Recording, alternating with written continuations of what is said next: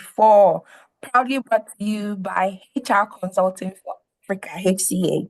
Who is excited to be here? Because today actually marks the beginning of a transformative journey. I'm so thrilled to have each of you here as part of this exciting milestone because it's the pioneer launch of the APEX Summit. I'm so excited. Who's excited? Excited? Please, can we take a moment to celebrate ourselves? Celebrate ourselves in the chat section. Let me see, your emojis and all that. Celebrate yourself. Let's celebrate the collective energy in this room right now. And the energy that will still be generated as we go on in the summit, right? Let's pause and celebrate ourselves. I'm not seeing your claps in the chat session. I need to see you celebrating yourself. Like right now, I'm happy for myself. I'm so glad to be part of this initiative, this summit, this pioneer launch of this summit. I'm excited. Who's excited with me? I need to see your emojis. I need to see your reactions. Zoom has all those wonderful things that we can do. I'm thinking I can't see anything. What's everyone here? Let's celebrate ourselves. This is an amazing day. It's the launch of a new initiative. It's a milestone day, and I'm so excited to be here because this summit is not just an event, it's a movement. You know why? Because Apex is dedicated to revolutionizing performance management amid the demands of a dynamic and ever-changing workforce. The world is changing rapidly, and therefore we also need to change and evolve and be flexible and agile to be able to do performance management in a way that fits the new world we're stepping into. Let me give you a rundown of it.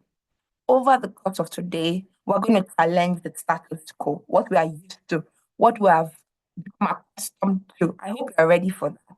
Tables will be shattered and broken. We'll share innovative ideas. We'll uncover actionable strategies to create organizations that can thrive, people that can thrive, and people and organizations that can stand the test of time. Who's excited? I'm not getting reactions from you guys. I'm going to pause and wait. I can get your reaction in the comments. I need your reaction. Who's excited? Are you thrilled to be here? Are you excited to be part of this initiative, part of this summit, of this gathering of change makers? Okay, so this audience, we have to do better. I need to get your reaction. I'm sure that you can hear me, you can see me. I'm not just talking to myself. So can you help me out for a bit? Yes, thank you, Busola. Please keep it coming. I want us to celebrate ourselves for being here. So yes, we are excited. Celebrate yourself for being here. Amazing. Thank you. Thank you. I can see the emojis. We are dancing. We were actually dancing before we started, and I love all the songs. And so if you registered for the conference, you know that you got a playlist, a beautiful playlist, very African, very global actually playlist. So thank you all for being here. Summit this year, we are looking at the theme, transforming performance management for the future, strategies for 2025. The team that could not be more timely. Thank you, thank you. I'm still seeing your celebrations in the section. I'm so excited. This team could not be more timely. That's because the world of work, like I said earlier, is evolving rapidly. It is up to us, professionals, leaders, industry innovators, change makers, people in different sectors, in different industries gathered here to rise to the challenge and shape the future of performance management. To allow things to grow, if you allow children to grow, if you leave things to themselves and don't shape them, they will not turn out the way we want. So intentionality is really important. Intentionality is key. We have to shape the future of performance management intentionally. We have to take a step towards it. Let's set the stage for today. What are we going to be doing today? Today has been designed for you. The different parts and the different moving parts we have today has been designed for you.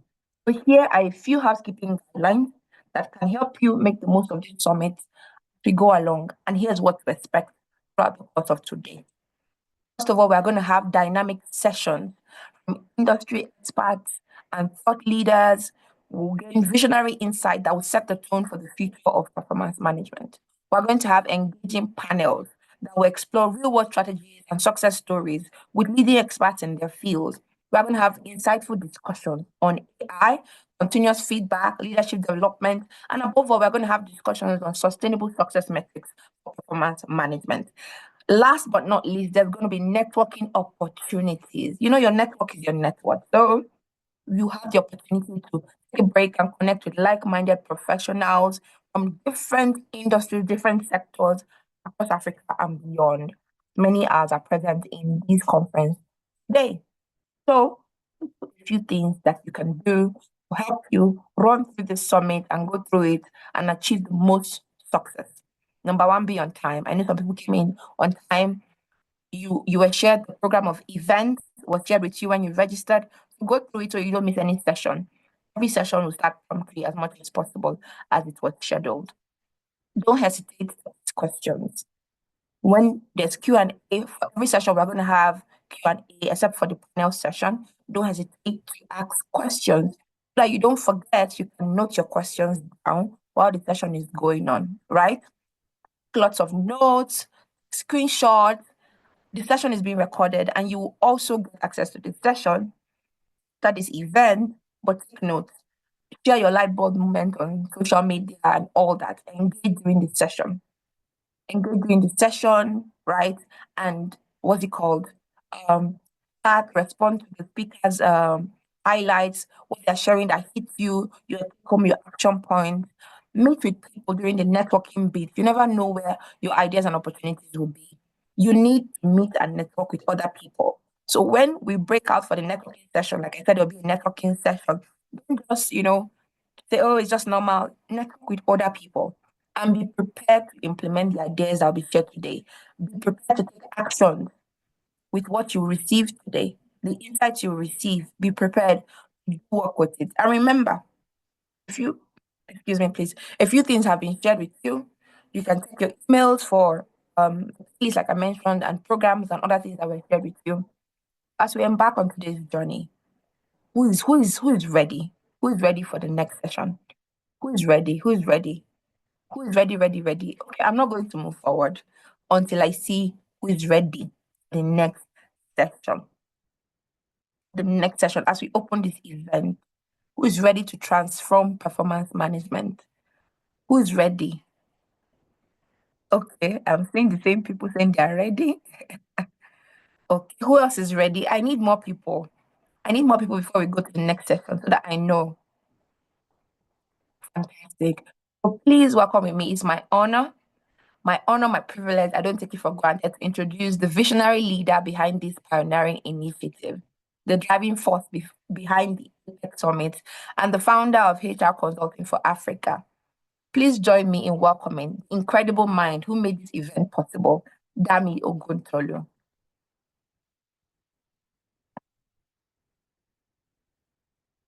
Over to you, Dami. All right, thank you so much. I am so excited. Let me see. I have a feedback. Okay. I think we're good now.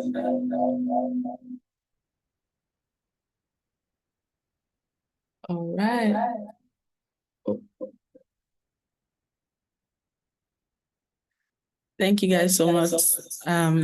I can't even believe that we're doing this today. I can't believe it. But thank you so much, Amarachi. Let's see. Okay.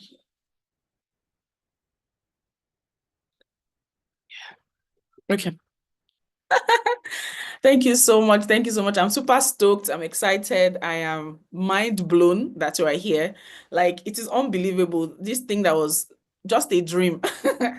It was really just a dream. And here we are at this moment, doing this, having this conversation, enjoying the company of each other and looking to learn. And our appetite is wet. We're just voracious and just asking ourselves, what is the next thing for us? Thank you so much to everyone that is right here that came early. I saw people coming in at 8:40 and I'm like, wow. Like, do these people want to sleep? But this is so interesting for us. It is such a big joy to have everyone here today at the APEC Summit 2024. Whether you are joining from your home office, you are joining in the car, you are probably just waking, you are commuting, or whatever it is that you're doing this morning, I sincerely want to thank you for being here. It is not every day that someone gets to implement a vision that they have. It's not every day that you get to bring together the brightest minds in the industry or in a particular space, especially those that are passionate about the same thing that you're passionate about. And I do not take this for granted. thank you so much, because we're going to be discussing something that is really pivotal. We'll be discussing something that is not just pivotal for us as professionals, but for our continent as a whole.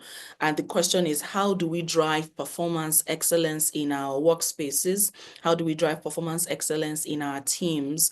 How do we drive performance excellence for ourselves as individuals, and also for the continent? Because like Amarachi rightly said, this is not just a conference.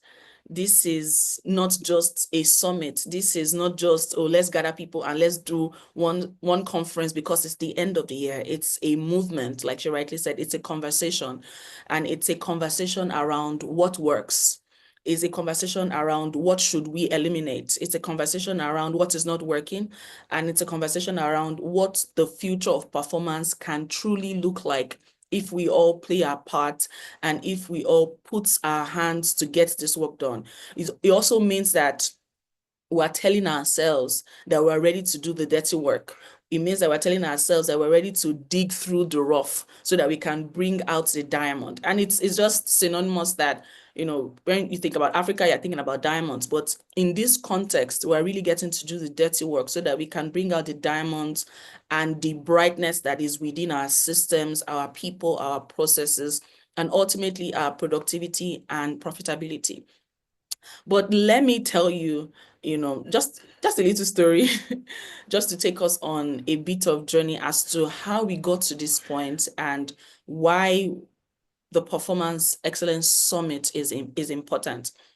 In the course of the year, having worked with different people and having worked with different leaders, I can tell you that there are so many types of leaders I've worked with, from consulting to non-profit to faith-based, and then to leaders in retail as well. In the course of the year, I've had opportunities to go through a lot of data, a lot of research around how we can move forward and how we can increase our profitability while remaining sustainable and having a footing in the future. Because for many of our businesses, especially within Africa, we find out that we think subsistence, which is not a bad thing. It's really not a bad thing to think about doing business for yourself. It's not a bad thing to think about doing business for your mouth. And that's where many of us find out that we are either working or we are starting out. But the problem now lies in moving beyond subsistence, moving beyond just impacting your little self, to impacting your community, to impacting your teams, and to making a mark on the global scale. Right? We will see that a lot of leaders are frustrated. From the data that I had, there's so many data that speaks to how African businesses are doing. And that data showed that a lot of leaders were either frustrated, they wanted to move the pin and they didn't know how to move the pin from A to Z. Many of them were not even sure if their strategy was worth fighting for, because as at that time when they started business, it was just let me feed. And now that it looks like, they've gotten a mark in the market, how would they now translate that vision that they started with into what is now a global contender with their contemporaries in other worlds? Employees were highly disengaged. Some of them were just coming to the office because they just needed the pay, not because they saw themselves as a part of the vision. A lot of processes were built, but the processes were not reflective of the resources that organizations currently had. So the processes were not built to last. The processes were built for fashion. And these things kept coming to me and it kept coming back. And the question was, how can we help organizations to position themselves well internally through their people, through their processes? Because performance excellence is not just about KPIs. It's not just about having indicators that would show us, oh, this is what we're doing. Have you called 20 people? When you call 20 people, what else? Oh, have you hit your sales target? If you hit 1 million, what else? That's when it hits me that if we completely redefine how we look at performance management, if we went just beyond the numbers and targets, if we focused on creating a system where people, processes, and the context of profitability and productivity could stay in the same place, was there a possibility that we could thrive? Was there a possibility that African businesses would move from just just starting and ending within the next 5 years to outliving their founders. There's so many international businesses that we see that their founders have long gone 100 years behind, 120 years. You see, there's so many international business, so many global brands that have gone ahead to become not just transnational corporations, but now multinational industry leaders in their own right. How then do we position ourselves so that we become that? We know that this is not just a day's conversation.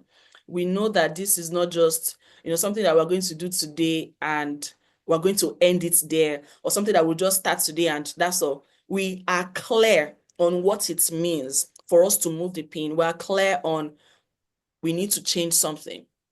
And it is not just changing targets, because we know a lot about our KPIs. We know a lot about, performance management. We know a lot about checking on people. We know a lot about feedback, but we don't know so much about creating that system and that structure that works. And that's how the Apex Summit was born, through the HR Consulting for Africa. And our desire is not just to chase a buzzword. We really do not want to chase a buzzword. We don't want to chase trends.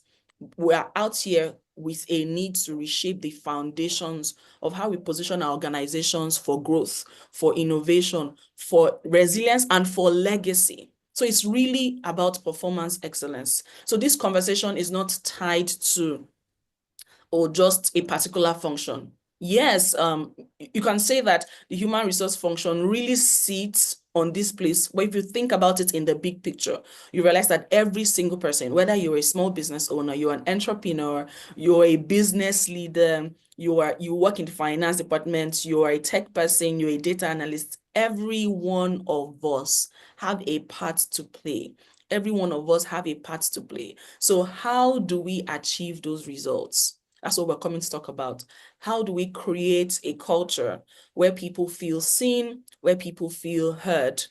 How do we create a culture where feedback isn't something to dread, but something to really welcome? How do we ensure that we just don't measure success by what we see quarterly? When we see, oh, we have an influx, we have monies, a lot of dollars and pounds and nairas coming into your account. How do we ensure that we are not just looking at the profits in terms of monetary value that comes into our business, but also looking at the long-term value that bring our people, our customers, and community together, and also ensure that even when we stop serving them, that they still continue to get service from us? Because that's how businesses that last are built. That even when you stop serving your customers directly, indirectly, they still continue to get benefits from you. They still continue to get great stuff from the good work that you're doing. And we know that great stuff is not dropped from the sky. Great stuff is done by great people. And for us to have great people, they must be conditioned and nurtured in great environment. So ultimately, it still lies with, how do we nurture our environment to birth greatness for our end users? And so let's really, really face it. At this point, achieving that kind of excellence is not easy. It is not small work. It's not beans. Like, we're not going to be cooking beans here. It's not, let's just do annual review, because I know that many of us are going to be doing like annual strategy and annual review right now. I know that in the next week, you see people saying, oh, AGM meeting, strategic strategies. We know. But in the long run, you have not even been strategizing from the beginning of the year. Your strategy is only lasting between this December and the beginning of January, where you have high energy. After that, you go back to default. So it's not going to be easy to get to a phase where you are constantly thinking in a new way. You have challenges of technology moving faster than you. Some of us are still not caught up. We still feel like, oh, technology is going to take our world, whereas technology is actually here to help you take away the mundane and all the operational tasks that can bog you down. Many of us are not even applying it well, and that's why we're getting weary and we're getting really tired. Employee expectations are changing. I'm an employee. My expectations are really changing. Like, the things I wanted last year are not the things I want now. But you cannot expect organizations to always provide everything for employees, because we're also a system that we need to manage ourselves and optimize well. If not, we're going to collapse. And competition is really fierce. Long time ago, you find out, oh, we could, one person could start a business and have monopoly of a particular industry for a long time, and everybody just sort of respects that. But not anymore. People don't respect that.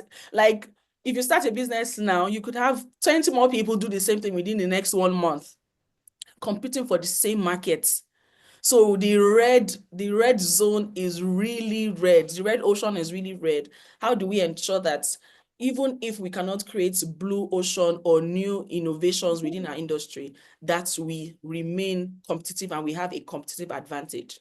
Even when you want to serve the same market pool, how do we narrow down to ensure that the people that we are focusing on, we are actually delivering value to them? Which is why we are all here today, to really learn, to share, to innovate together, to rub minds. We have a fantastic lineup. I cannot even believe the caliber of people that are going to be speaking to us today. Like, I am smiling because I cannot believe the caliber of people, from, Dr. Tammy, that is going to be ushering us into what the future of performance management is, to the panel that I will be coming back to come and discuss with, they'll be telling us the secret of performance excellence. Our host is doing an amazing job, and I know she's going to be carrying us on that journey as we continue, even through the networking break, and we continue to Dr. Gibbs, that's going to now be showing us how AI and artificial intelligence is really supporting performance excellence and performance management, and some things that we need to start looking out for. And then we have another panel that'll be showing us how we can empower engagements in our businesses and in our community. And then a fireside chat with one of my favorite leaders on the work that leaders need to do and how we can build metrics that are sustainable. So I am really looking forward. I'm looking forward to learn myself, as much as I am the one that is convening or has brought us together. I'm also learning. I'm not above what is meant to be done here. So today, these are the things that we should look out for. Just look out for the inspiring keynotes, ensure that you engage with the panels. They're not just theoretical discussions. They are things that you can walk away with and begin to apply. They are insight and strategies that has worked for them. And we know that you should start to use your own organization. So whatever it is that we're doing, whether they speak about frameworks that we can apply, whether they speak about opportunities, ask your questions away, be engaging, focus, give us your rapt attention, let your appetite continue to remain vigorous, network. That's the point. You just never know where the next opportunities are coming. Network, connect with other attendees, share ideas. I've already started networking from yesterday. I started reaching out, to some people that I know that, okay, this person looks like a different person, and we have great connections already coming up. So I want you to take advantage of it. So this isn't just about work. This is about building organizations where people show up, where leaders inspire their team, where excellence isn't a destination, but excellence is actually a continuous journey. And that excellence begins to spew out into our communities and ultimately into our continent. It is also important that we begin to recognize how performance can be the difference between staying stuck in the past and leading the future. So this Performance Excellence Summit is the bridge between leaving the past behind and leading the future in our organizations. So it's not just the HR leaders in the room, because I see a fantastic number of them. It is for everyone. So I want you to share it, tell everybody to come in. The room is open. From the little person that is doing business on the side of the road to the CEO that is sitting on the board of multinationals, everyone is invited. Become a catalyst for excellence in your own corner of the world. So be open, be reflective, and be bold. And finally, let me just leave you with this, that performance management isn't just a process or a policy. It's really the mindset.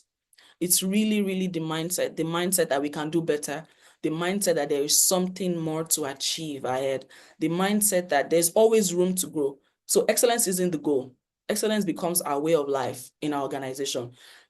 So today is a new day. Today is a day one. So thank you so much for joining us on this journey. Thank you for making today not just any other day, but an impactful day for you. And this day is going to become a launch pad for change. Thank you so much, guys. And I would leave you in the hands of our amazing, amazing hosts, Amarachi. Thank you, everyone. Thank you. Can we clap for our convener? I need to see you guys. Can we celebrate our convener? Thank you so much, Amarachi, if you are speaking, I Dami can't hear Oguntolu. you. You can't hear me. I'm unmuted. Okay. Can Yeah, anyone else hear me? yes. I can hear you. Fantastic. Thank you. Thank you so much. Thank you so much. Thank you so much to our convener. Can I see you celebrating our convener? Let's say thank you. Thank you for convening this great conference. And she said so many key things today. I see you guys celebrating. Celebrate her more. Celebrate her more. The brain behind this event. And we're so grateful to be part of it and learning. And for her to have the idea and the vision to bring this together, it's worth celebrating. Excuse me, it's worth celebrating. Start some key things before I go into the next session. Said, how do we nurture our environment to create great experiences for our users? That's what we should be thinking as organizations, as professionals, as people, as business owners. How do we ensure we remain competitive and have competitive advantage? Because performance excellence can be the bridge between the past and the future. It's not just what's it called or something that we just do. It's a mindset, it's a way of life. That was so amazing. Thank you so much, Dami Oguntolu. My name is Amriti Hagum. I realized I didn't mention my name when I started this session for this opportunity to be hosting this event, this summit with HCA and with you. So we are getting ready for our next session, and our next session is a keynote session. Who's excited? So you know that it's a virtual conference, so you need to help me, everyone, please. By seeing your comments, your reactions, I know that you can hear me, you are engaged, and the flow just, keeps going, and we're going and going. Thank you so much. I'm seeing you guys responding. Thank you, Ife. Thank you, Adefolu. Thank you, everyone. Thank you so much. So who's excited? Who's ready for the next session? We have a keynote section coming up. We have a great speaker coming up. And I want to know if we are ready, if our posture is right, if we are ready to learn and drink from the waters that are coming. Because I want you to know that as we embark. Oh, sorry, what was that? Was that me? Sorry. So as we embark on today's journey, we need us to fully immerse ourselves. You know how you immerse yourself in what? And if you're a Christian like me, there are the levels. There's the knee level, feet level, waist level, and the overflow. I need us to fully immerse ourselves in this conference, in every session. And I shared some housekeeping rules earlier for those of us that join. Another thing you can do is turn on your videos. Let your videos be on, because that way the speaker sees you and you are more engaged. You won't, knowing that your video is showing helps you to stay present. And that works for me every time. I believe if you turn on your videos, it can really help you stay engaged. So this is for bold ideas. This is a space to share, to learn.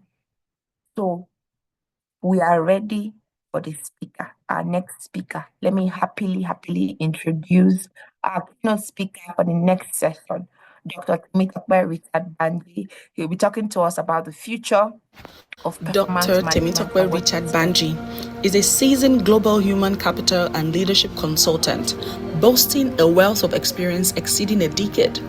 His professional journey has woven through the intricate tapestries of human capital, talent management, HR transformation, leadership development, and coaching, coupled with adeptness in culture and change management across the landscapes of Europe, UK, the Middle East, and Africa.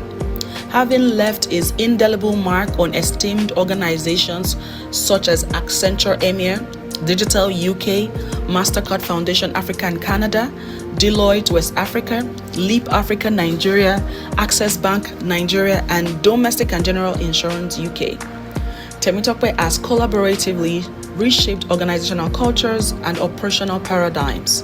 Engaging with leadership at all levels, he has spearheaded initiatives in redefining work dynamics, managing transformative change, and fortifying talent management strategies.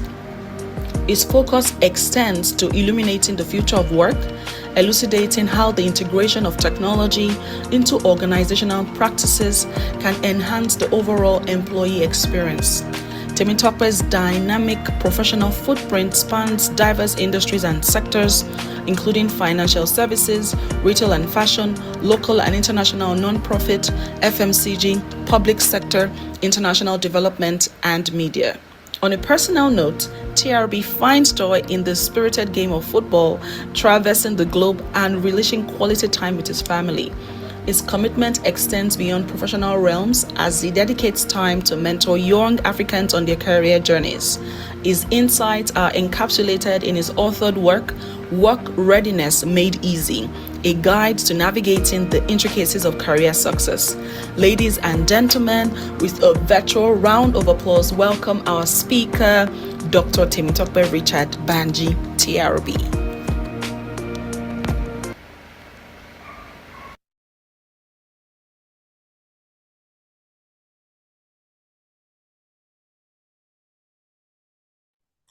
All right, thank you very much. Thank you for the welcome. It's always weird looking at yourself on the screen and, but yeah, thank you very much, Dami, for the opportunity to do this. It's a great honor. I do not take for granted. It's really funny that yesterday, I was almost gonna call you to say I might not be able to make it, but I said to myself, no. So pardon me if you hear me coughing a lot. I've been battling with cough for the last couple of days. Upon getting to Nigeria last week, my phone was hacked, so I lost access to my number in case you've tried to reach me. So it's just been a couple of, things going on. But of course, we're talking about performance management. I will not stop at anything to jump on that conversation. So thank you very much, and thanks for everyone who's made our time on a Saturday morning to join this conversation. You've set the foundation straight, and I think one of the biggest things I've been talking about in performance management is the fact that everybody focuses on HR. We are talking about performance management and ignoring the responsibilities of everybody in the organization, no matter how small, that is responsible for performance management. So I don't know if I have access to share my screen. So I can just run us through a few thoughts and then we can make the rest very conversational. So bear with me.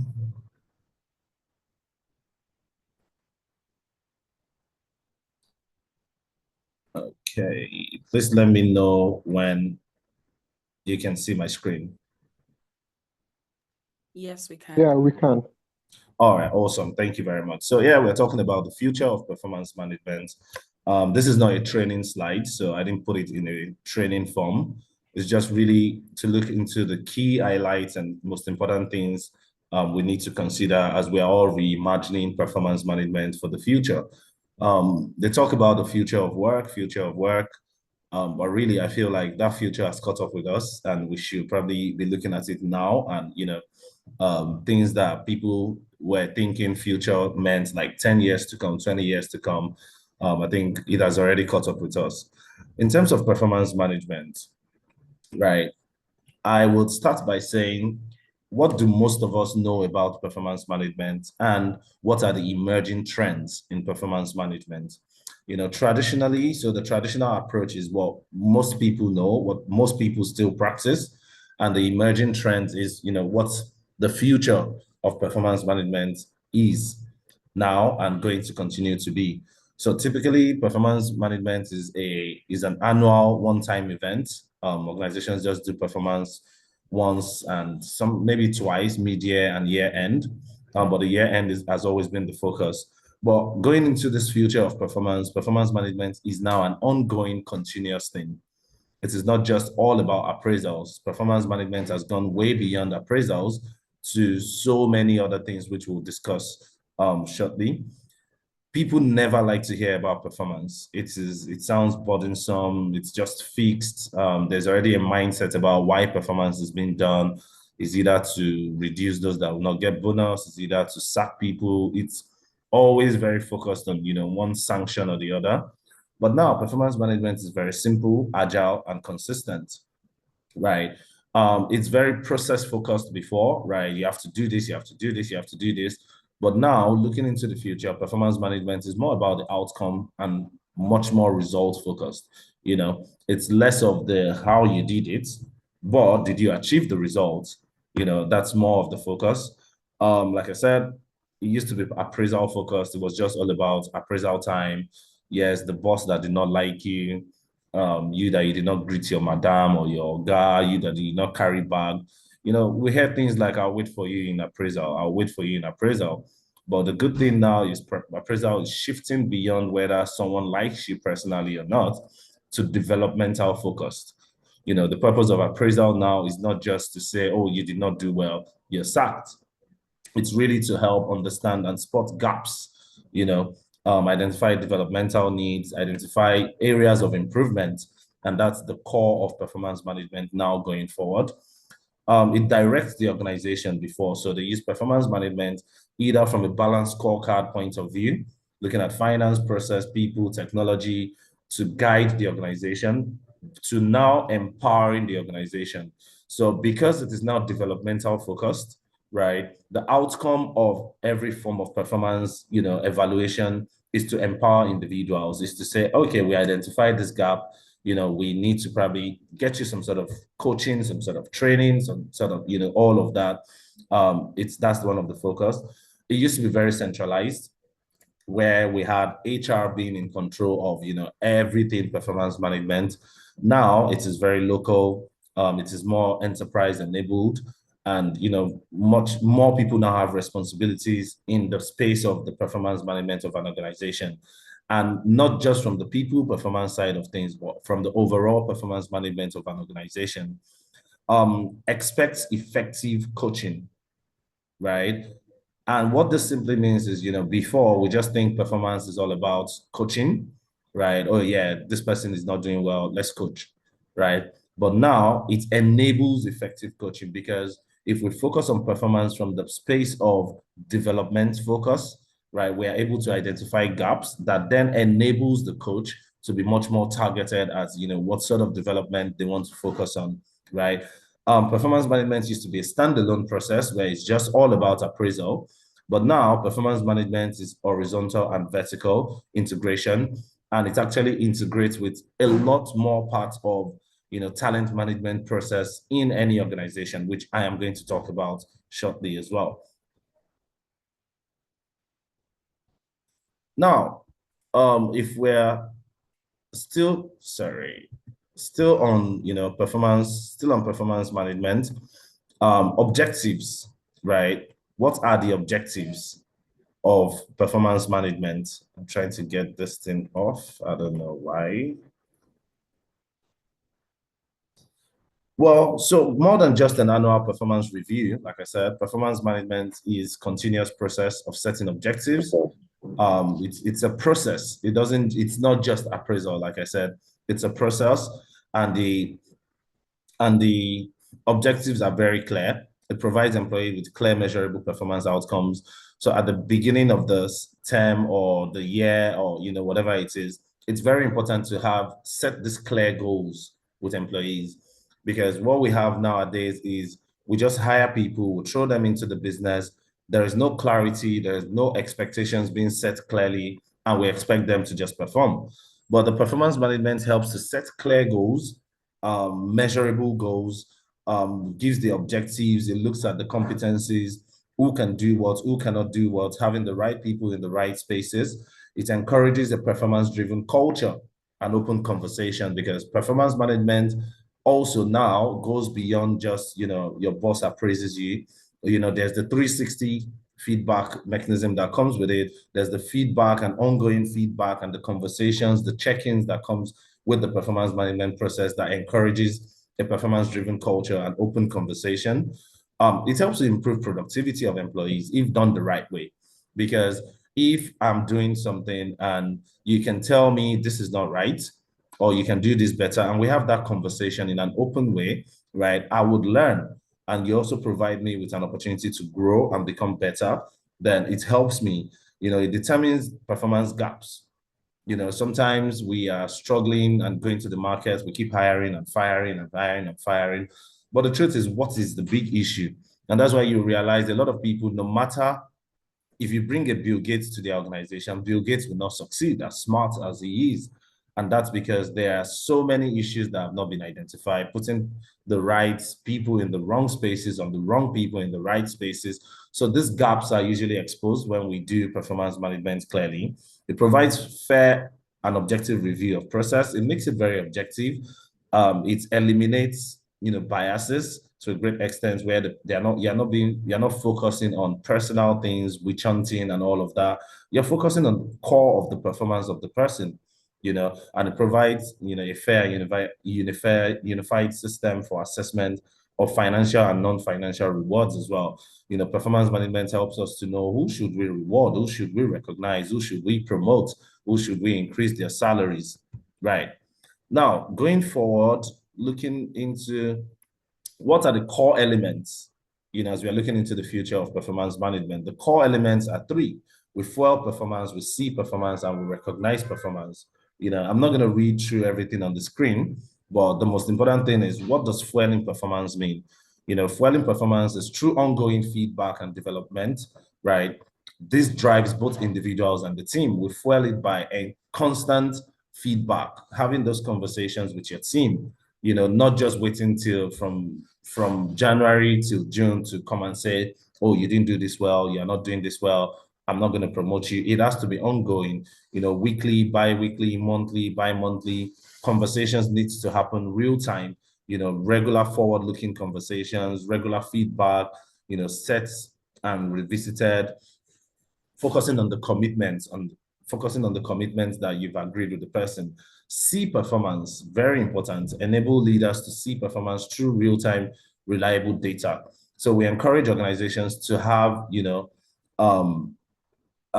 open and honest, constructive feedback structure in place. And these things have to be structured, not just assumed. It has to be structured. We need to embrace overutilization of strengths of people so we can clearly see who is performing and who is not performing. It will be unfair to put someone who is extremely great at the back end of the office and you put the person in marketing, right? The appraisal may not be fair. So we need to see people leverage their strengths and put them in the right places. And of course, we need to recognize performance.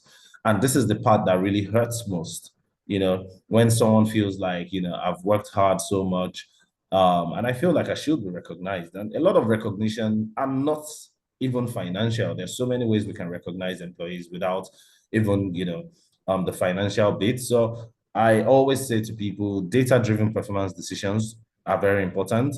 Consistent recognition, even if it's just a shout out on Slack or Teams, call someone out and, just give them the accolades they deserve.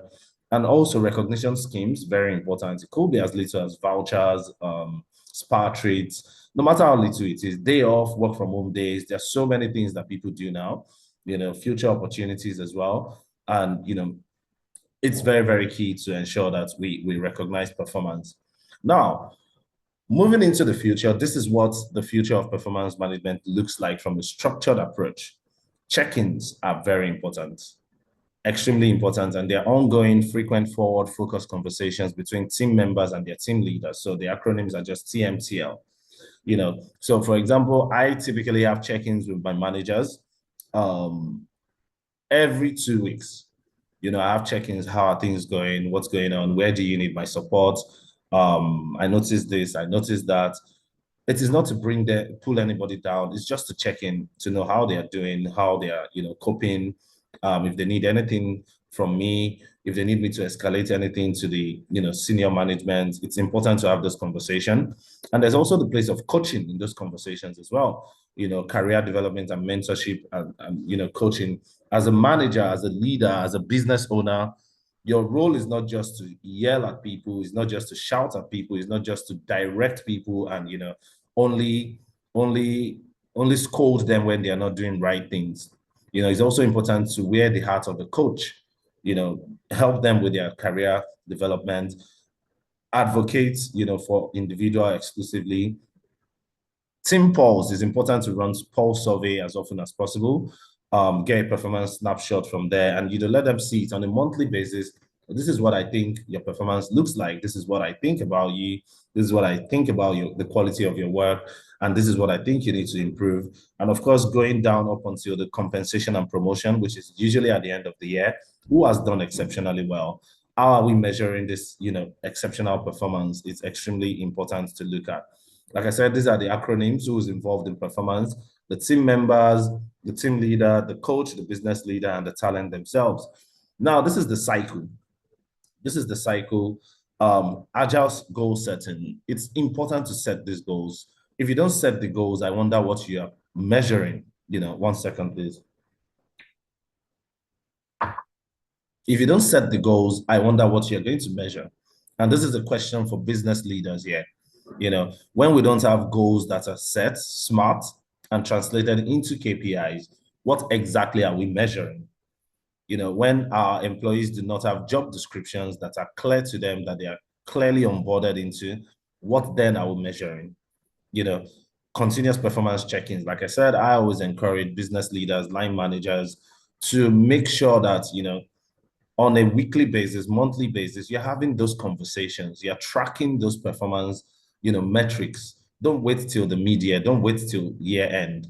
And the performance reviews and feedback sessions, which will typically be, the mid-year and the year end, are also important, but don't wait till then. Keep having these conversations. Don't set your team up for failure. Constantly checking with them. Hey, I noticed you were meant to do 100 units of this. You did 70. What's going on? What's the challenge? What support do you need? By June, you need to be on 100. How can we help you get there? It's extremely important to have those conversations before the appraisal happens. And then the appraisal happens. Some do just mid-year, some do quarterly now, some do just year end. But it's important to make sure that appraisal is not left till year end. And that's part of the things that is changing in appraisal systems. And of course, the performance outcomes, very, very essential to pay attention to. Linking to other talent management processes, performance management is literally like the heartbeat of talent management processes. Because with performance management, you can plan your succession. You can know who, identify the performance, which will help you plan your succession pipeline. With proper performance management in place, it links to learning and development. So the outcome of performance management is to identify skills gap, training needs, coaching poor performance, which then you bring in your blended learning approach to be able to, develop the capacity of people. It leads to disciplinary process, setting performance standards, coaching poor performance as well, and feedback. When you notice someone is not performing consistently over time, right, you can set up a disciplinary process to investigate, to query, to question, to correct, to support. Rewards and recognition. It helps you identify great performance, reward great performance, give feedback, and reinforce, values and behaviors. Performance management is very important and critical, for recruiting and onboarding, because at the end of every performance management cycle, you identify gaps in your team. Oh, these people are not doing well in this. Nobody has this capability. Everybody did not do well in this. And then you have 3 options, which we call the 3 Bs in recruitment. Either you buy, you borrow, or you build talent, right? So you can go out or look inwards to say, okay, we need to send people for training, which is the learning and development bit, or we need to go out to look out for people, select talent. It will also help you set expectations, because there is a gap in your team that you've identified from the performance cycle that goes into the job ad that you're looking out for, the skill set that you're looking out for. It makes your recruitment much more tight. It makes your job descriptions very clear when you're looking out for people.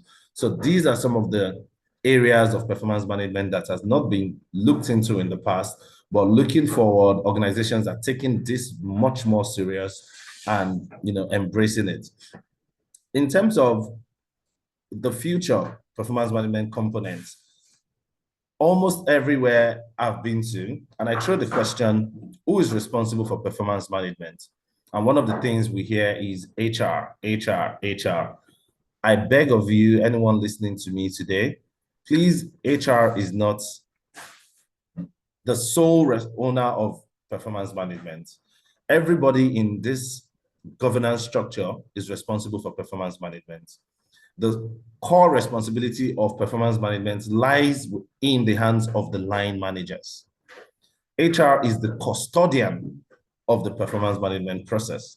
It is the line manager that works with you, that is responsible to confirm your understanding of your performance reviews, confirm your understanding of the goals being set, that is going to involve the employees in the process of setting these objectives. Is the line manager that monitors employees' performance, provides feedback and coaching, seeks inputs of the colleagues, performs the mid-year and year-end evaluation, and approve appraisal results, and liaise with HR to take appropriate actions. Pardon me, please. So please, if you're a line manager, if you're a business owner, it is your responsibility for the fact that you manage the people, you work with them. The core responsibility of performance management lies in your hands. HR is just to provide the framework, provide the approach, monitor the process, and literally be the custodian.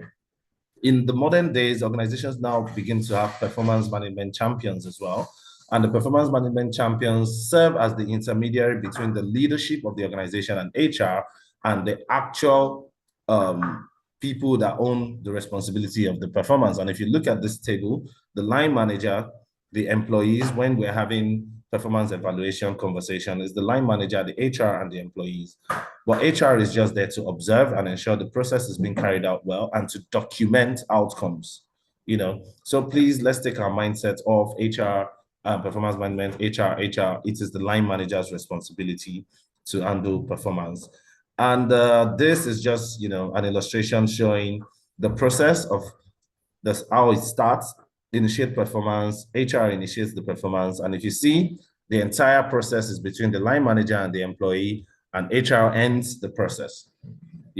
So again, I just thought to share this from goal setting as well. On ongoing check-ins, if you see the check-ins, HR is not even involved. It's between the line manager and the employee.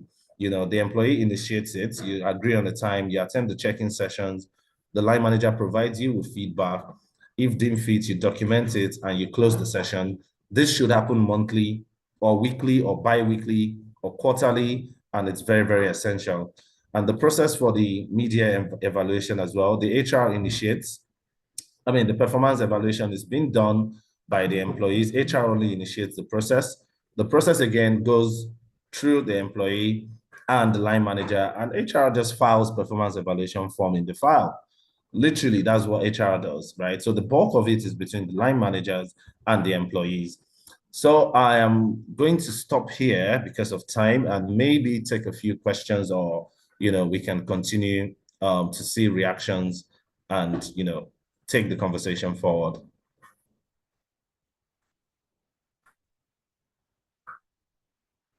Okay, thank you so much, Dr. Temi. That was just amazing. Thank you so much. Thank you, really. I have two questions before we even go ahead to ask to allow other participants to ask questions. When you have questions, you can put them in the chat and Dr. Temi will be willing to take it. So the first question is around when you said that there should be regular check-ins happening at all times. And I wrote here that how often should you really have check-ins? Because some employees are just poor performers. Are we going to say, or we're trying to make up for an engaging employee by checking with them regularly when they are just downright not getting the bit? They may have the right cultural attitudes, they may have the right mindset, but in terms of now executing what we want them to do, they don't get it. So how often should we do a check-in, and at what point do we really just draw the boundary to say, okay, you know what, this is not working for us? Yeah, very, very valid question. Very, very valid question. And one of the biggest struggles of leaders, right? Leaders, either business owners, senior executive, even line managers, right? And that's why for those close to me, I am not the type that will focus my conversation on toxic bosses, but toxic employees. And that's the truth, right? And in the course of, my doctorate program, I realized something people would not like to hear on this call, that micromanagement is not a sin. As against the way we make it sound, micromanagement, it is not a crime. It is a leadership style. I can see the surprises on people's faces. It is a leadership style.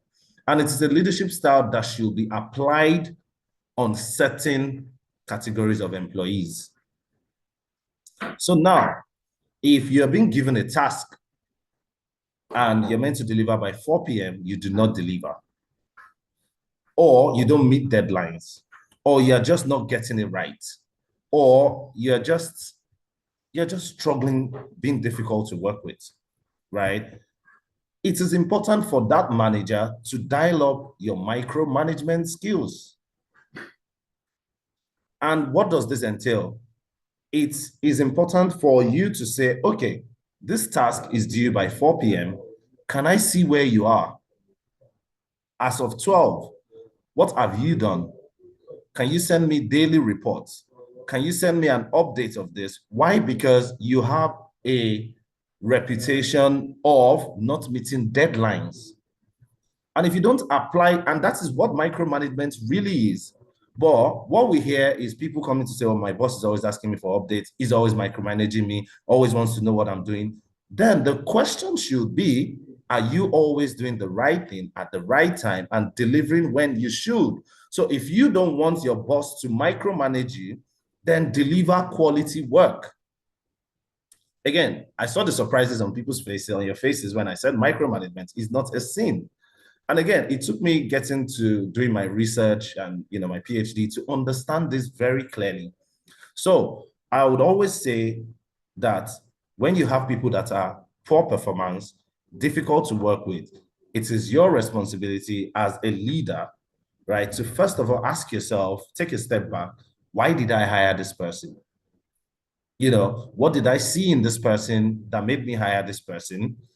The role I was looking for, did I actually look out for the competencies in this person? Was I carried away by the CV? Because people pay each other, people pay to get CVs now. People put so many things on their CVs, so many buzzwords. I'm never moved by CVs today. Let's have a conversation. Let me ask you questions. And don't hire people because they say they can do it. Hire people because they can provide you evidence of where, when, how they have done it. There's some roles I'm looking to recruit and but I can do this thing now. Oh, I'm sorry, I can't hire you because you can't, or you're telling me you can't. Show me evidence of where, how. So by the time you take that step back first, then look at your role as a leader. I've actually equipped this person enough with information.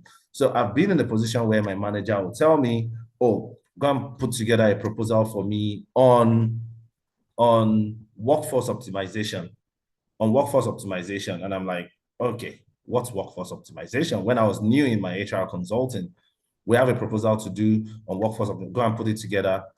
And again, I'm clueless, but I go and do what I was asked to do. I come back and I love my boss so much. She was such an amazing person. She'll tell me, Yoruba, come here. We'll go into the room. No, this is what you did. And later, I now told her something. I said, because we had a good relationship, I said, if you ask me to do something, can we at least spend 5-10 minutes, run me through your expectation? And that's the role of the manager as well. So it's only unfair to give people tasks without giving them clear direction, clear instruction, and your expectation, and expect them to deliver what is in your head. So I hear a lot of leaders, say, oh, what was in my head, what I was expecting, but did you communicate it clearly? So we also need to strike that balance. And if this person persistently is not performing, then we go through the process, which is put this person on a performance improvement plan. And one of the things that we think performance improvement plan is about, I hear a lot of HR folks say, oh, this person is on PIP. PIP is not just giving the person letter. It's not just telling the person, but it's literally putting a structure in place, clearly articulating what you want this person to work on and improve on, and also providing the support to help that person within the 3 months. So the check-ins, for people that are performing, you don't have issues. Your check-ins can be once a month, once a quarter. But for those that you perceive they are not performing well, you need to do more frequent check-ins with them. You need to, put in some sort of micromanagement in place, not in a very nasty way, not yelling at them, not talking down on them, and I've done it because I know some people, they will be at work, they will press phone, morning till evening, they're meant to deliver something by 4. They start rushing that thing. at 2:30, and then there are errors, there are mistakes, but they don't want you to express yourself. When you express yourself, you are being deemed as toxic, right? So rather than being deemed as toxic, I would rather say you can call me a micromanager, but then you put yourself in that position. And the truth is, there are some people that they will send me their work. I'll send it to the client because guess what? This person has a consistent reputation of doing quality work. But if you are perceived not to deliver, I'll put more check-ins with you. I will follow up more with you because I don't want to be embarrassed. And I would also say vice versa to the employees. If you don't want to be in a position where your manager is on your neck, then do the right thing. So I will just stop there because I can continue forever. So let me pause there. I know, I see you going, and that was just amazing. That was just an amazing, realization that micromanagement is really not a sin. It's actually a style that should be applied on a certain category. So if you don't want people to micromanage you or someone to continue to dot on you, then just do good work. Do good stuff and be great at what you do. If you're not great at what you do, then, I'm even going to say that it may seem like micromanaging, especially when you just join a new organization where you are still learning the ropes and somebody has to handhold you to ensure that you're doing the good thing. That is so good. Thank you so much. Wow, wow, wow. I love it. And I think that everyone still says the same thing in the chat. That if you don't deliver, nobody would need to excessively follow up on you, right? Just deliver good work. Thank you. Then Chimeze is asking a question here. Is saying, do you believe that HR still has a big say in staff performance management? I have seen instances when a line manager appraises a staff and HR asks for justification before approving the appraisal score. So he's saying, do you believe that HR still has a big impact in performance management? Yeah, absolutely. Absolutely. Like I said, HR is the custodian of the process, right? HR is the custodian of the process. HR is to ensure the process is free. I mean, like election, free, fair, and credible, right? So if, for example, you give someone an appraisal of 98%, right? And these are some of the things when, as a consultant, when we're auditing appraisal systems in organizations or appraisal processes, and we are seeing people having appraisals of 97%, I flag it. In the first place, there's no perfect human being, right? So an appraisal of 97%, what you're saying to me is this person has literally almost ticked all the boxes. This person is super genius, no mistakes, no errors. And it's okay for me to say, okay, can I look at this person's CV? Can I look at this person's job description? Can I, do some more digging? So it's not to say this, and it's meant to happen behind the scene. So even a line manager going to tell the employee that HR is asking for justification is wrong in the first place, right? Yeah. I mean, this is a conversation that, oh, you gave this person 98. Okay, can you come and justify why? And it's okay if you have the justification for it, you can bring your proof and evidence. It's fine. So yes, HR can ask those questions when they feel something is not right, or when they feel, or for example, someone who was on PIP as at mid-year or was on a C as at mid-year suddenly becomes an A star at year end, right? It's important. And HR should not, if that's the case, HR should, or is not doing it from a place of witch hunting or trying to look down on the person, but it's also a data point. Asking for those justifications is a data point to say, oh, wow, you gave this person 98. Can we know, what did this person do differently?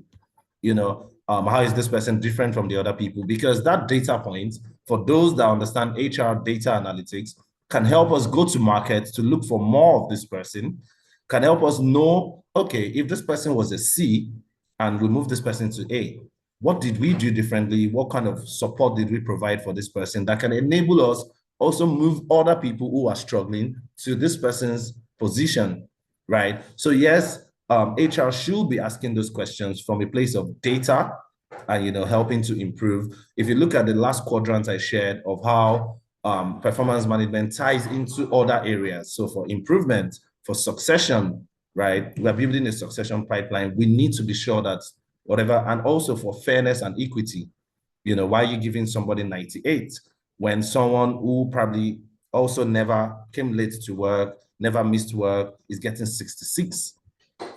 So we need to be sure there's no favoritism, there's no nepotism. So those are some of the reasons why those questions will be asked. I love that, absolutely. And I loved how you mentioned that when HR is asking the question, or even anyone is asking the question of how this person moved from being a C player to an A player, it is from the point of analytics to say, what do we do differently? And how can we continue to do that, put it in a process and in a structure where success is now repeatable, which is what we've been talking about, to say success must be repeatable. It shouldn't just be a one-time fluke when we think, oh, this person did this time, and then he's glorified, but we don't want to translate it to the whole system. That's amazing. So I see a couple of questions and we'll try and take it before your time, but thank you so much, TRB. I know that I see you coughing and I know that you're really struggling with that, but we really appreciate and honor you. So Sharon is saying she understands the need for micromanaging in some instances, but is it really sustainable to micromanage in that case where you explained? And at what point can a manager eventually draw the line to say, you know what, this is not working? Would there be a situational context that would eventually have to change for the micromanaging to not be effective anymore at any given time? Yeah, absolutely. Absolutely. Of course, again, first of all, let's remove our mindset from micromanagement as a nasty thing, as a very mean, evil thing, right? I think if we change that mindset of micromanaging is literally putting your eyes on following someone, ensuring you're asking for details. Now, to answer that question, I would say, first of all, as a leader, as a line manager, you need to make sure that you first understand the patterns before you dial up the micromanagement. Is this person consistent in not meeting deadlines? Have the conversations with the person, right? Why? What's going on? Are there issues you're struggling with? Why do you always, do this? You can observe. In my own case, I'll sit down from my office corner and I noticed this person was always on the phone. This person would come early, would close late, but was always on the phone. I discovered this person had a side hustle. The person was being distracted. And after having those conversations, I did not see changes.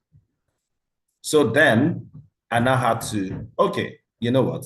And it was a feedback I got myself when my own boss is telling me, oh, you gave her work, she didn't deliver. And you're telling me, oh, she delivered it late. What were you doing from Monday to Wednesday that you had to wait for her? So, this thing is also, it flows down. So I had to realize that, oh, it is my responsibility to ensure that that work is done and not put the blame on that person. So the only way I could do it was, okay, we've had a conversation. I've spoken to you, but it's still consistent. Then I now have to start asking for updates. And because I was asking for updates regularly, it forced that particular person to now start doing the work, knowing that by 4 p.m., I'm going to ask for updates. And the update is we are going to sit down together and we'll look at it. So it forced that person to start doing the work.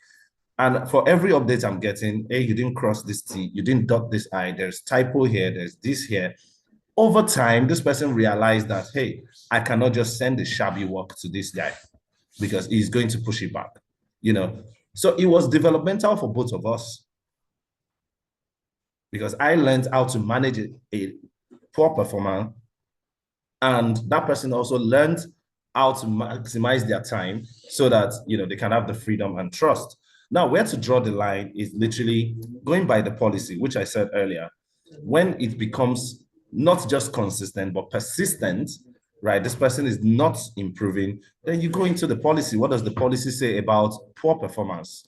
Because when you don't now go into the policy, draw that line, you now start looking toxic.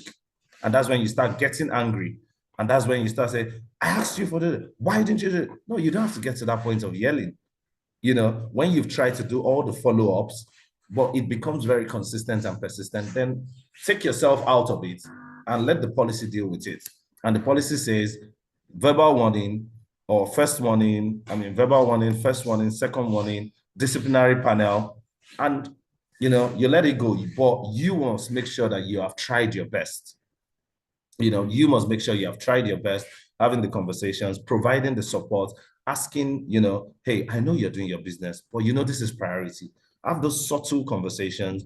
But when you don't draw the line is when micromanagement now becomes toxic, because you're almost forced to lose your mind, to raise your voice, to yell, and all of that. So yeah, thank you. I love that. So let the policy just do the work, right? Let the policy and observe the patterns, which is what I think that many professionals, not just HR professionals, many professionals do not do. Observe the pattern to see the trend and see where the dotted lines actually lead to.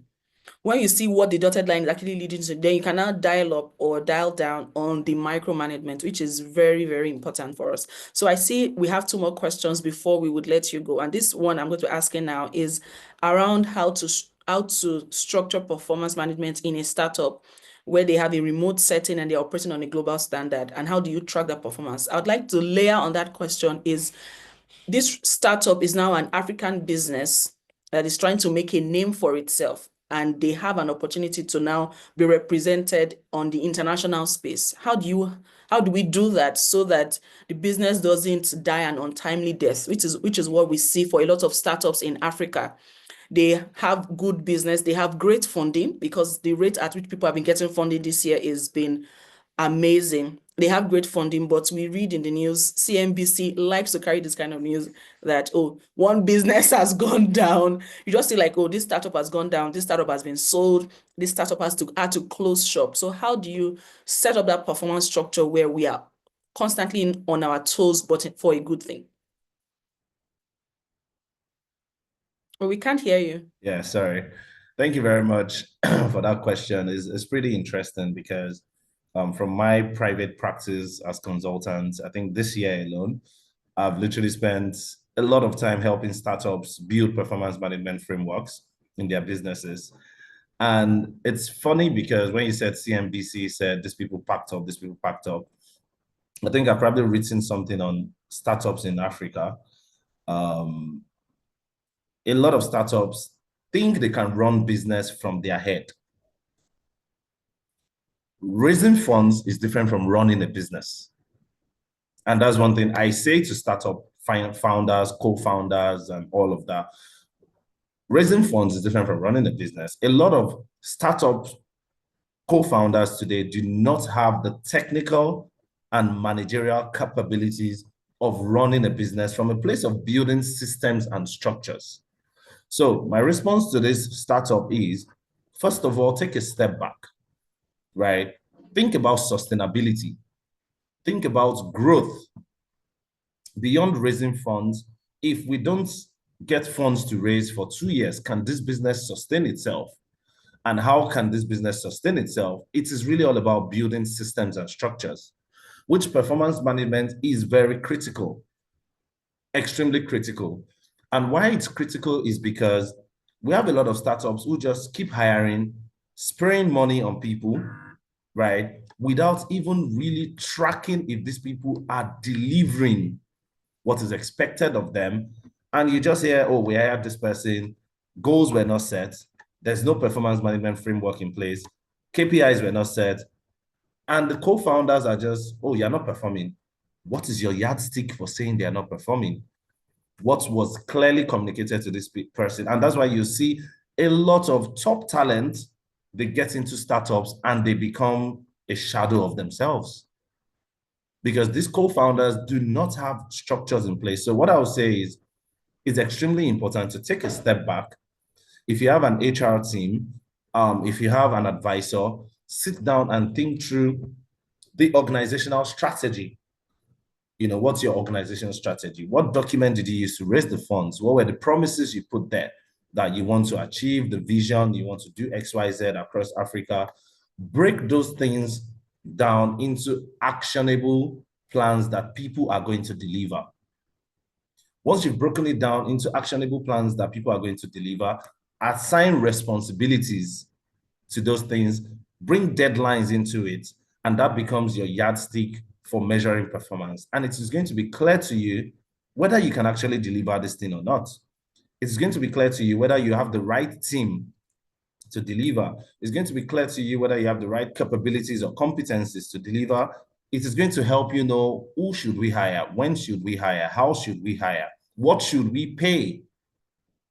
You know, all of that will help. So I would say break down your strategy, break it into smart, achievable objectives, goals, assign people to these things, give them KPIs, and then monitor the performance, support them with coaching, training, and it is going to be easier. I mean, this is a masterclass on its own that, you know, these few seconds cannot help me. So maybe as part of your program, you probably want to start organizing masterclasses for startups, startup founders, you know, let them come and pay to learn from you and all of that. But yeah, I think that would be good. I'll just stop there.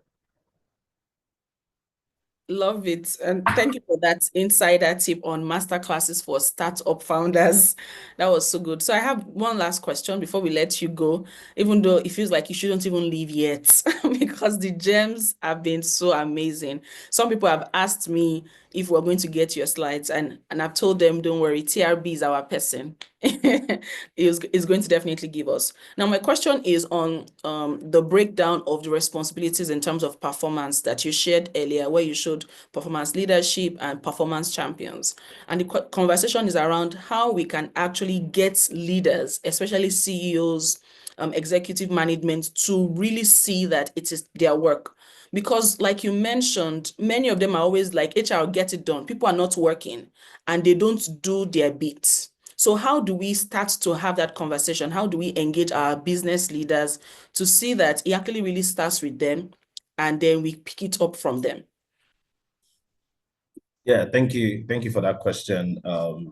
And it's very important. You know, I said something earlier because I've evolved from HR consulting into now more of leadership and culture and change management. And I work with a lot of senior leaders. And I tell you, we still have multinational organizations across the world that the C-suite level do not even still know that they are responsible for performance management. Everything is HR, HR this, HR that, HR. Men, HR lives matters. Let's not skew them, honestly. And so I would say we just need to keep sensitizing business leaders on their role in performance management. You know, one of the sessions I had recently was around the role of leadership in performance management. You know, so I've been doing a lot of series, role of leaders in change management, role of leaders in culture, role of leaders in recruitment. At the end of the day, even HR is the custodian of recruitment process. The recruiter, the hiring manager, is the line manager. The person that is meant to develop job description is the line manager, not HR. But there's a lot of misconception about HR this, HR that, HR this, you know. So I will just simply say we need to continue to sensitize our business leaders. We need to make them understand their role as leaders is not just a title. You know, there's the art and act of leadership. Most people focus on the art of leadership, but the act of leadership is something we need to really, really keep making noise about. And I encourage more HR practitioners, more HR professionals. Let's dial down the you didn't dress like this for recruitment. Yeah, meant your CV is meant to be like this. Let's dial down on that on LinkedIn. Let's really talk about the core of these things, act and art of leaders. Let's speak up for ourselves. Let's sensitize leaders on their role. As an HR person, I would love to see HR people going online to say, I am not responsible for recruitment. You are the line manager. You are the one that knows what you need in your team. You are the ones that will give me the job description, the criteria of what you need in your team. My job is to help you go to market, look for the people for you, then you interview them. Then I negotiate and give them the offer. You know, so we need to sensitize business leaders. They are responsible for performance management. They need to be aware of this. They need to know what to do, how to do, when to do it. And it only comes from the support of HR professionals, you know.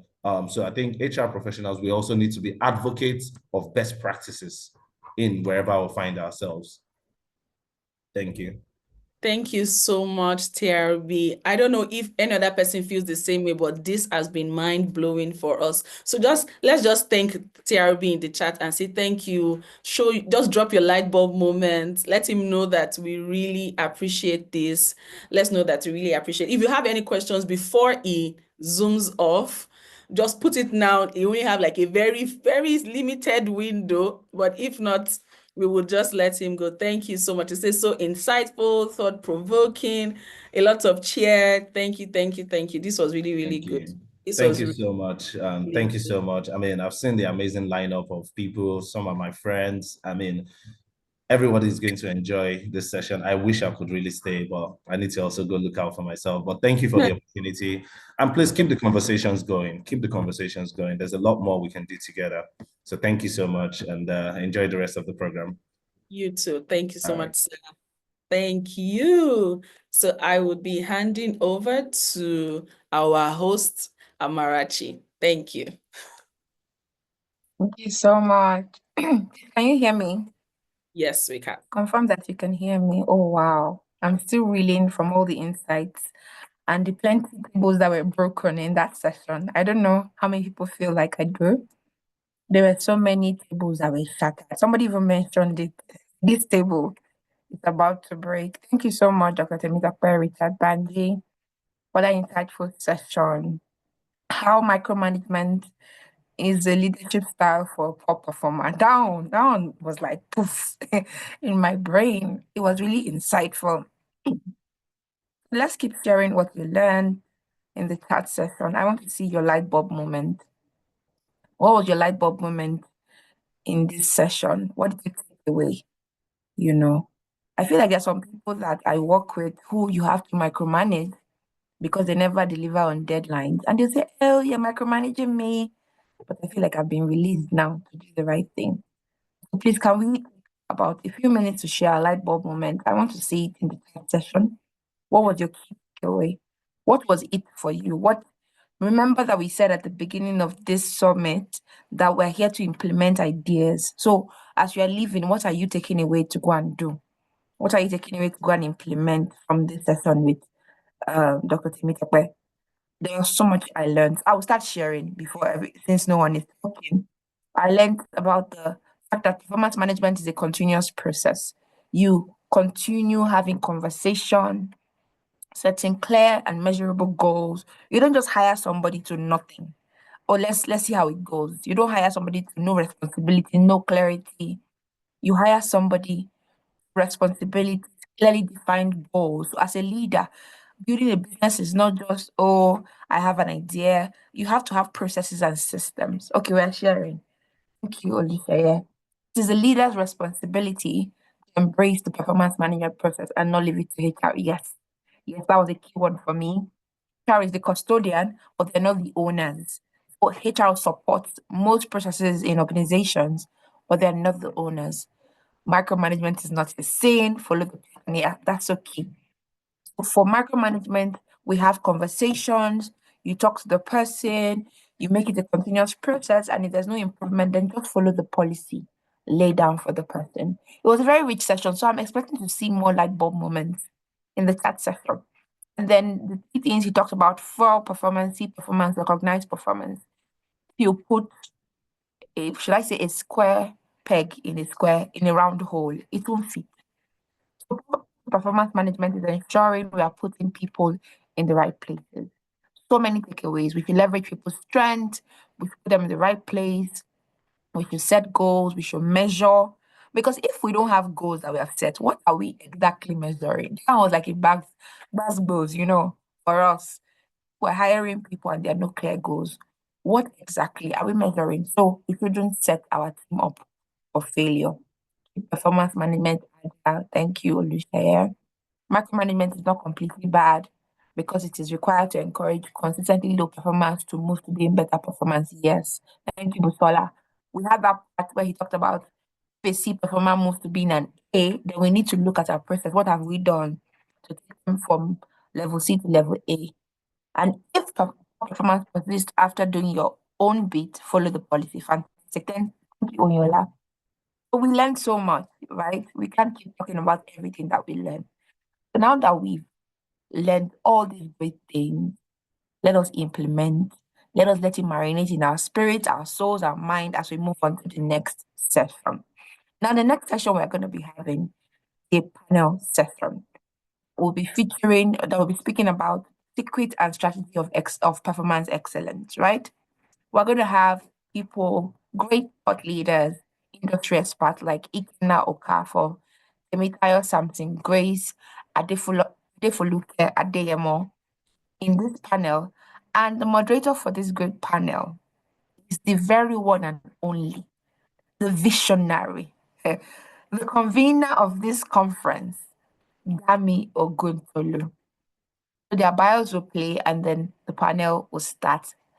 Please remember to immerse yourself.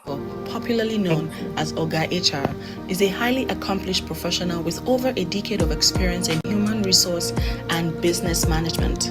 As a certified trainer, strategic HR practitioner, and professional management consultant, he brings a unique blend of expertise that bridges HR and business intelligence, positioning HR as a profit-making function in any organization.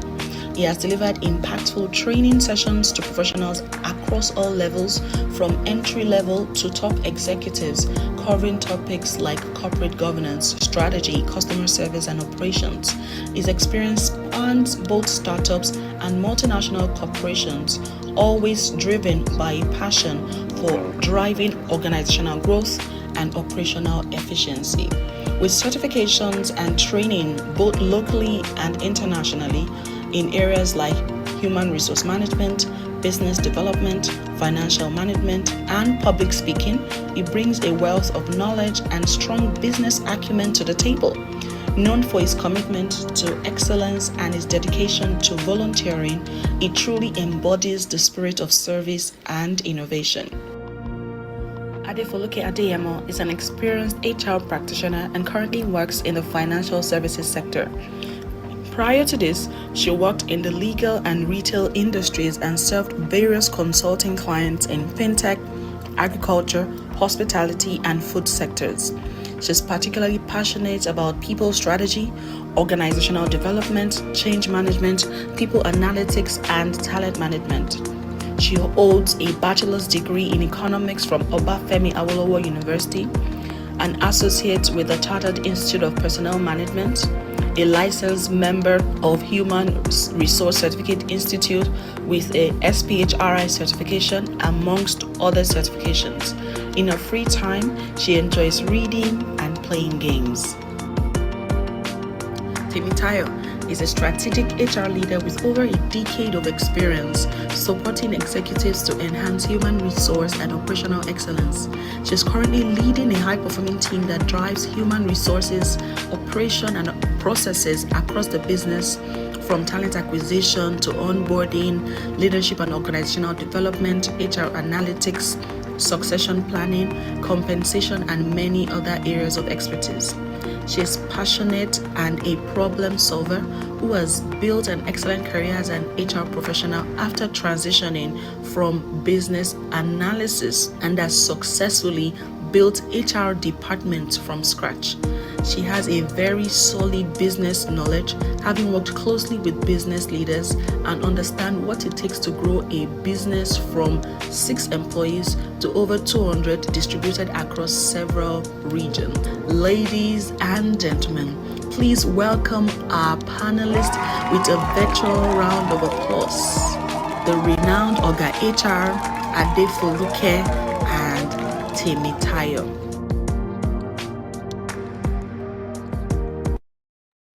Okay.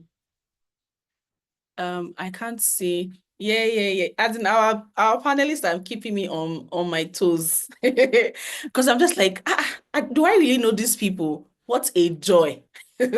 What a joy. What a joy to be here. Thank you so much. Let's add all of them so that we are all on the same screen. And I don't know how every other person is feeling right now, but I am super pumped. I'm just like, okay, do I really want to go ahead and panel this panel? Or maybe I should just leave them to do their bits. I don't want to panel these people again, because this is an abridged version of their resume, of their portfolio. If we now really do the real portfolio, the whole Excellence Summit is over. But thank you so much. Thank you so much for being here. Thank you for doing this. And I think our work has even been cut out, because we're just going to take the conversation from TRB's conversation and into what performance excellence and the secrets of performance excellence would look like. Because the real conversation for us here is, what are those things that we can start to implement? What are we really doing? How do we break down this big structure, this big idea, into everyday activities and everyday actions that we should take out? So we'll be asking a couple of questions, but sharing our opinions. And I know that the people in the chat will be sharing their light bulb moments and also asking their questions. So if you have questions as we speak, just put it there and we will be able to take some. So before we get started, I want the speakers to just talk about what performance excellence means to them. We have like 1 or 2 minutes to just talk about what performance excellence means to them. And I'll be starting with the person on my left, which is Adefoluke. Please go ahead. Okay, good morning. And it's a pleasure to be here. Thank you so much for the opportunity. So really, in a nutshell, what performance excellence means to me, it's not even, and I think you rightly said it at the beginning of the summit. It's really not just about KPIs. It's really not just about meeting targets, but it's really about optimization of potential, really, of individual potential, of the organization's potential. And as the first speaker also rightly said, it's really not just about HR driving the process of appraisal. Because most times we forget that the performance excellence has a chain, actually has a chain of about 4 to 5 things, and just focus on one aspect of it. So it's a chain of different aspects, which starts from even the goal setting, having, okay, this is your strategy, this is what it trickles down to, and then this is how it's cascaded to every other person. And these are the expectations, these are the attributes that are expected of everyone. So it's not just appraisal. I think in summary, I'll just say, performance excellence is not just appraisal. It's a summation of different things. And at the end of the day, the core of it is really optimization of potential across board. Thank you so much. Thank you so much. Tammy, do you want to go ahead? Yes, thank you so much, Tammy, for putting this together. Please confirm that you can hear me. My internet is kind of unstable now. Yes, we can hear you.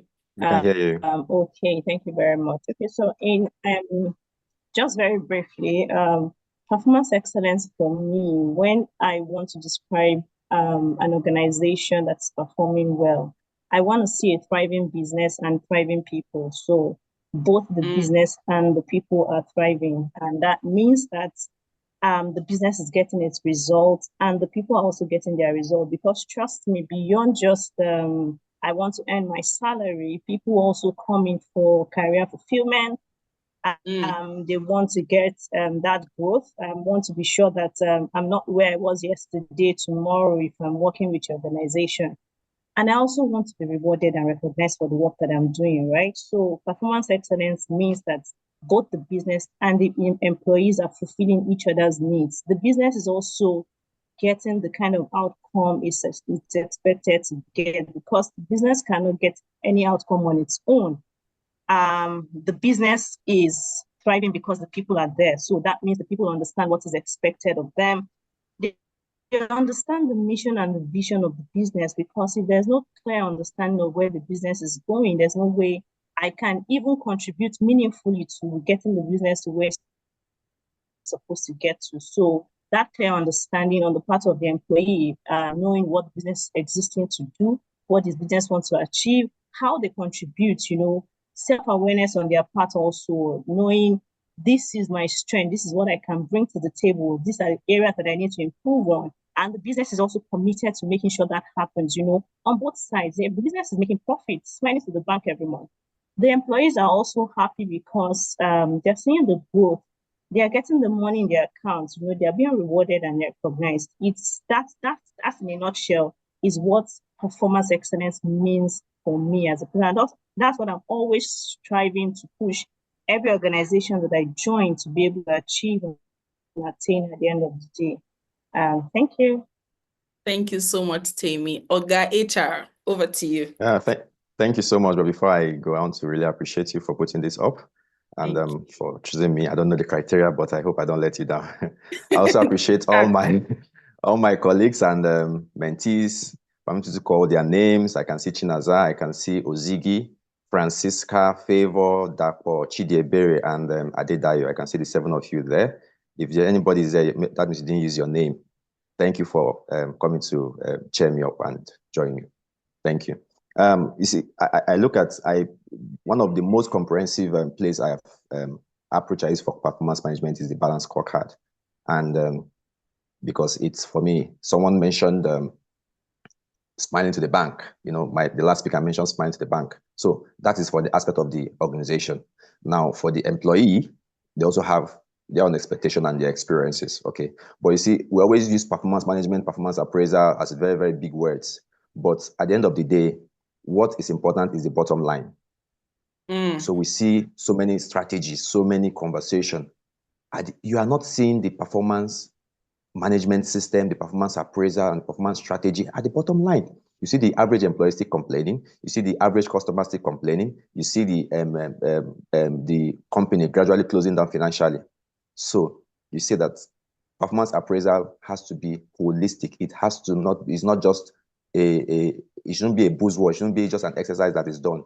It should be systematic. It should be a system base from the beginning of the year to the end of the year. Thank you. Thank you so much. It says it should be systematic, something that starts from the beginning of the year till the end of the year. And I'm going to be starting with Tammy, and because she said something very important. And I'm just going to be picking off that, and we'll just be taking the conversations round. And if our people have questions, we'll continue from there. And the first question is, how can we use feedback, as a tool for growth? Really, because when you said that, performance excellence means business is thriving and people are thriving. But how do you know that your people are thriving if you're not hearing or if you're not seeing? And now I want you to take the feedback in terms of not just feedback that you request from people, but feedback that you can see that is being played out in terms of how are my people feeling? In business management, we'll say is the climate of the organization. So how can we really use that kind of feedback as a tool for growth to say, I can see that people are behaving this way, or I can see that they're doing this, or they have said this to me. What can we do?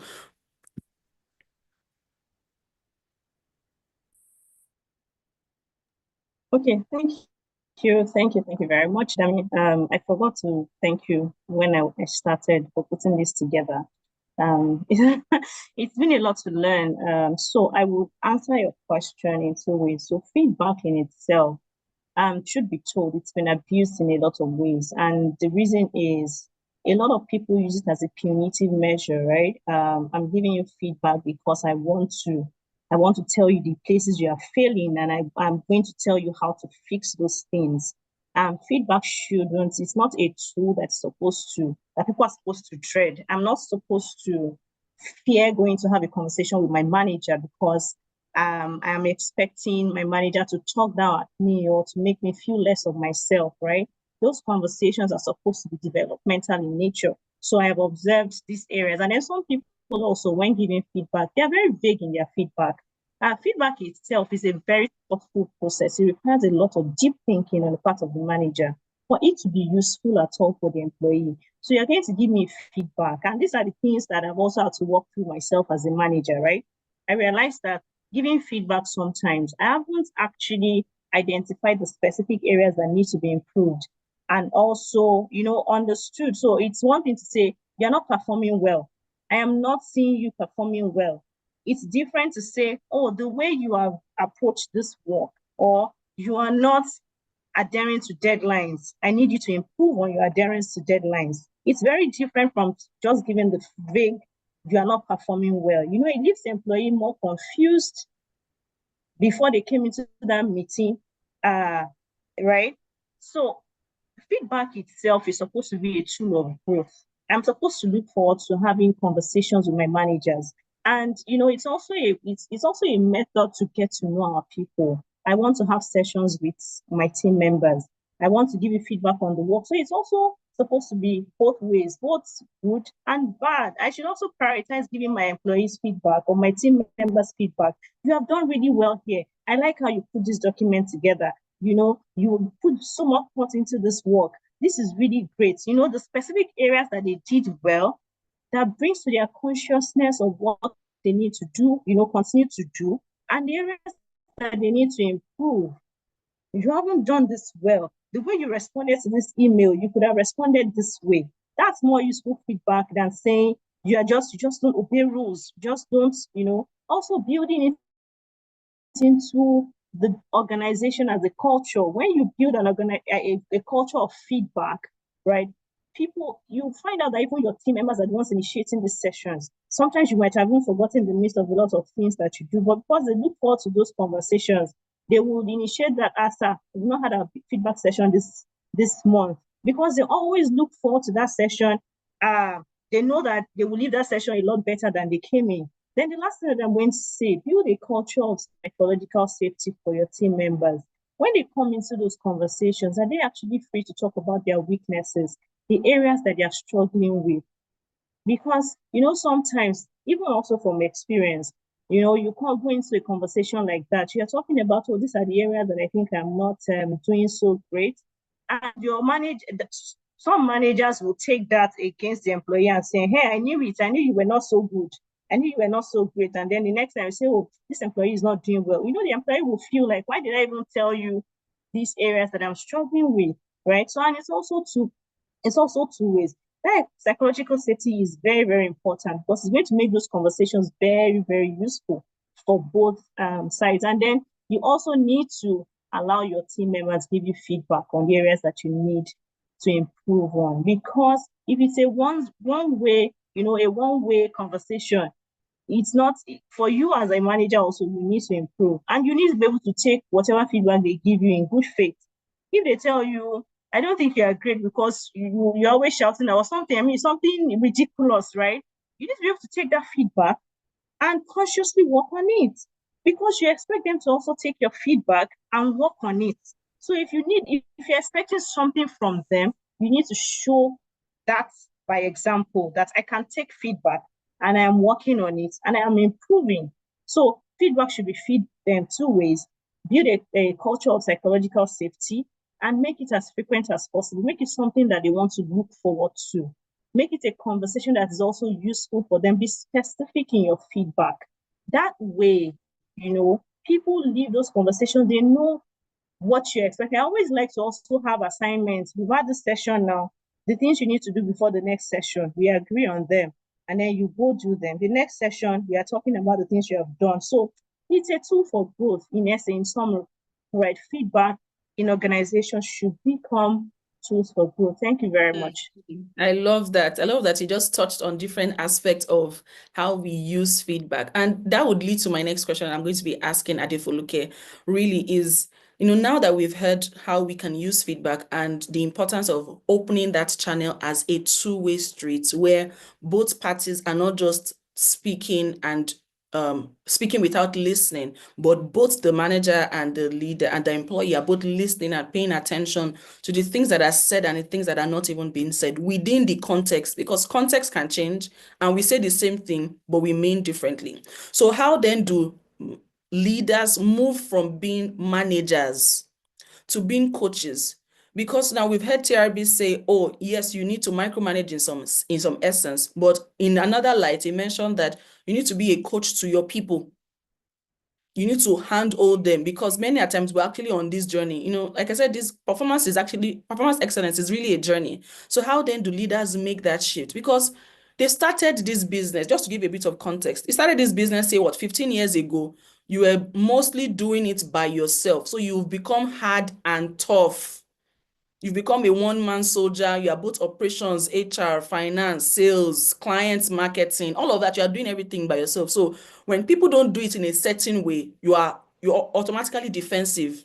You bring up your manager hat and never that coach hat to say, how can I support you? So what are those specific shifts that leaders need to make so that they start ticking the boxes to say, okay, these are the things that I'm doing differently as a leader. And even as HR professionals, how can we support that shift?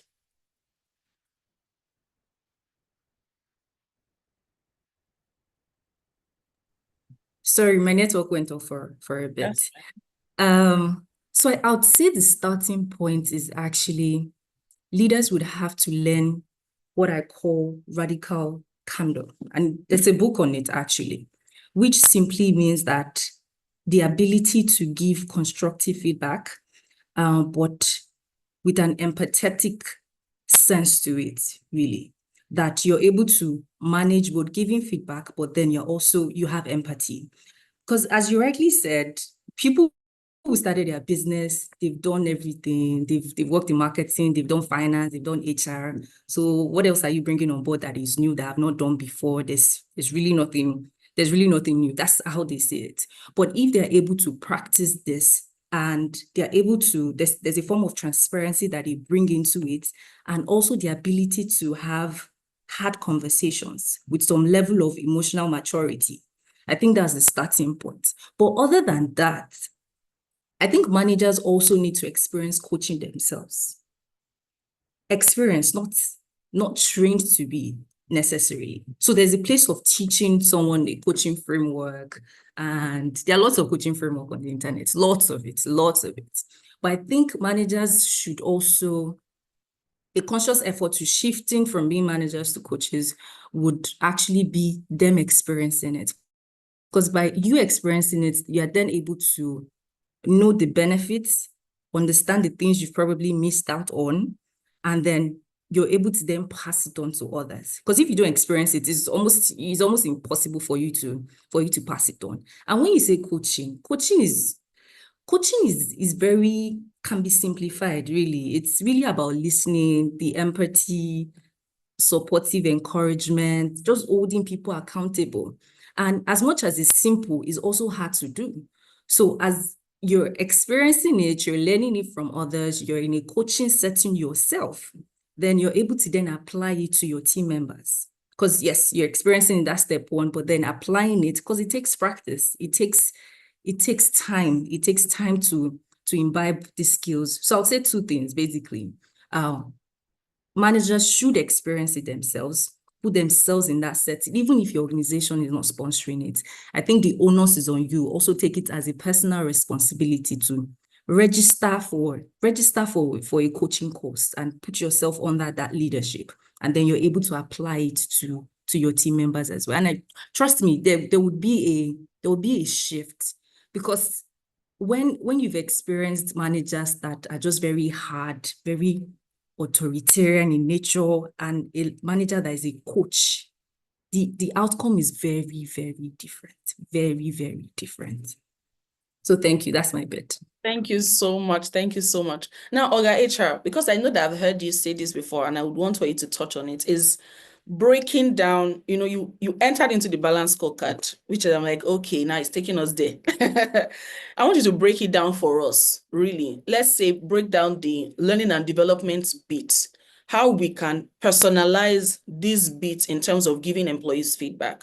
Because the balance scorecard, you're going to break down 4 different aspects of your strategy. You are breaking it down in terms of finances, your customer, your operations, learning and development, or learning and growth. How can we really customize that learning and development? So it's not just about, have you taken this course? Have you taken that course? Are you growing? What did you do? Like, people just say, have you taken this course? And employees are not getting direct impact from that. So how can we really personalize it so the employees are getting growth? They are also moving forward. They're getting good feedback that is tailored to them, and not just a generic thing that we put on our KPIs just to feel good.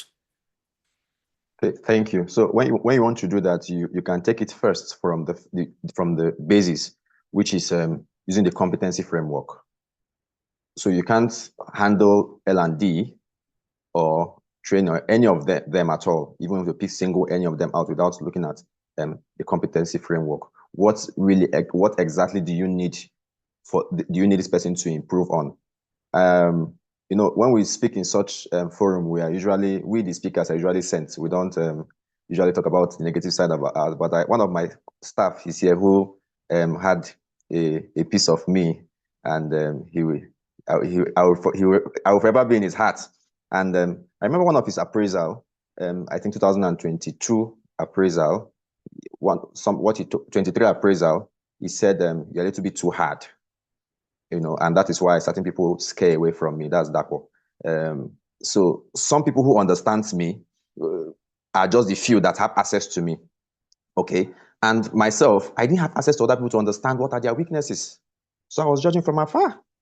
So as a manager, taking a leaf from my last speaker who spoke about coaching, you can't administer successfully L&D in performance management without understanding the weaknesses and the strength of your staff. So some staff are very good on their skill, very good in anything you want them to do, but behavioral, they are not there. So until you understand that, okay, this person is an A staff when it comes to delivering tasks. I had a staff then that if you want a task in the next 1 hour, he can give you in the next 40 minutes. Okay. But he had a little comma in attitude. He's not a bad person, quite right, but just a little comma. Okay. So it is when you personalize, you have to personalize your relationship with them. You have to personalize your understanding with them. You have to personalize your supervising them, your engagement with them. You don't take it from the broader view of everybody needs this. Then you also look at it from the aspect of learning and development being an engagement tool. Remember, we've established that performance is not just a thing to be done. It's not just an exercise. It should be systematic. So if employees are engaged all through,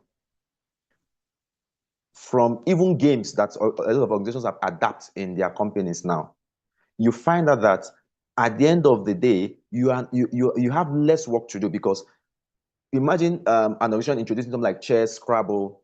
It helps them in strategy thinking. It helps them in, and you see that employees can just put it up that, like a post I made about when you're checkmate, when someone is checking you on chess, you look at, okay, what is the acronym? You take, move or interpose. So you say, okay, at this point, what is what I should do? This is what I should do to deliver. Don't wait for your boss.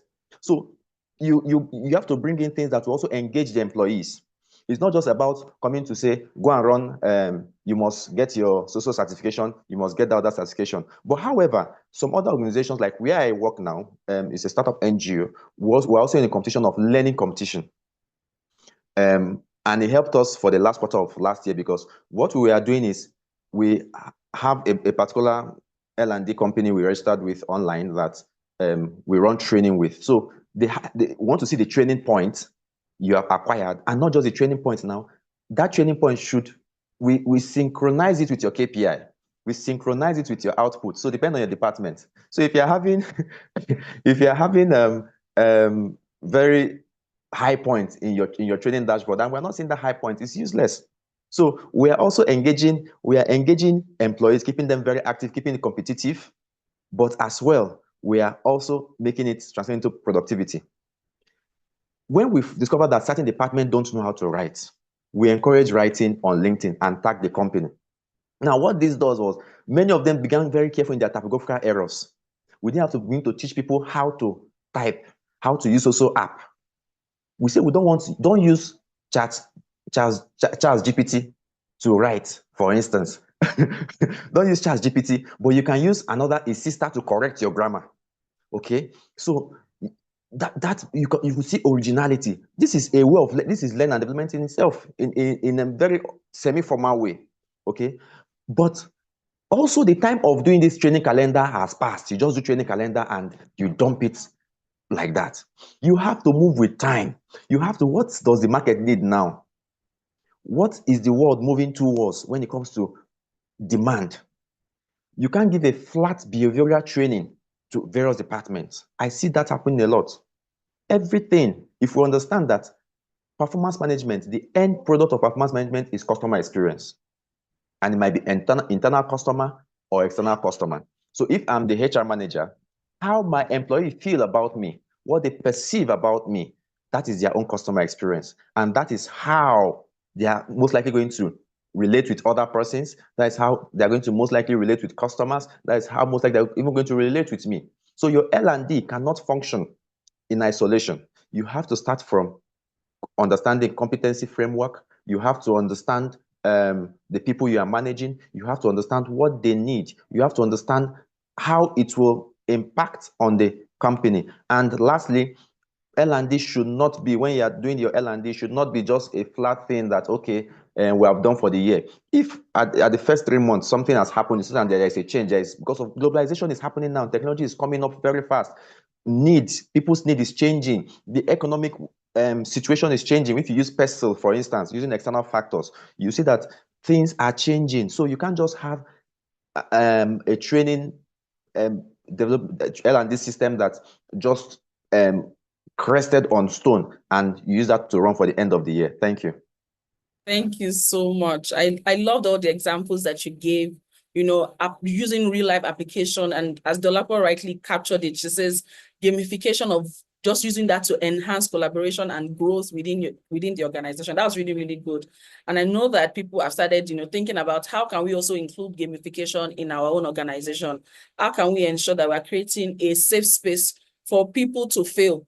Because for people to be vulnerable to admit that they don't know something and engage in those kind of activities, it means that your space is safe enough for them to open up to say, okay, I don't know how to do this, and I'm interested in getting this done. Thank you so much. So let me go to Tammy. Tammy, I have a question, and it is around using data, right? There's so much data available to every business, whether you're a startup, whether you're a big business, whether you are a multinational. There's so many data lying around, from recruitment data to talent data to customer data. How can managers and business leaders use these data to create actionable insights? I would like for you to give us some examples of data that has really moved the needle in organizations that you've worked with, and also improve the performance of teams.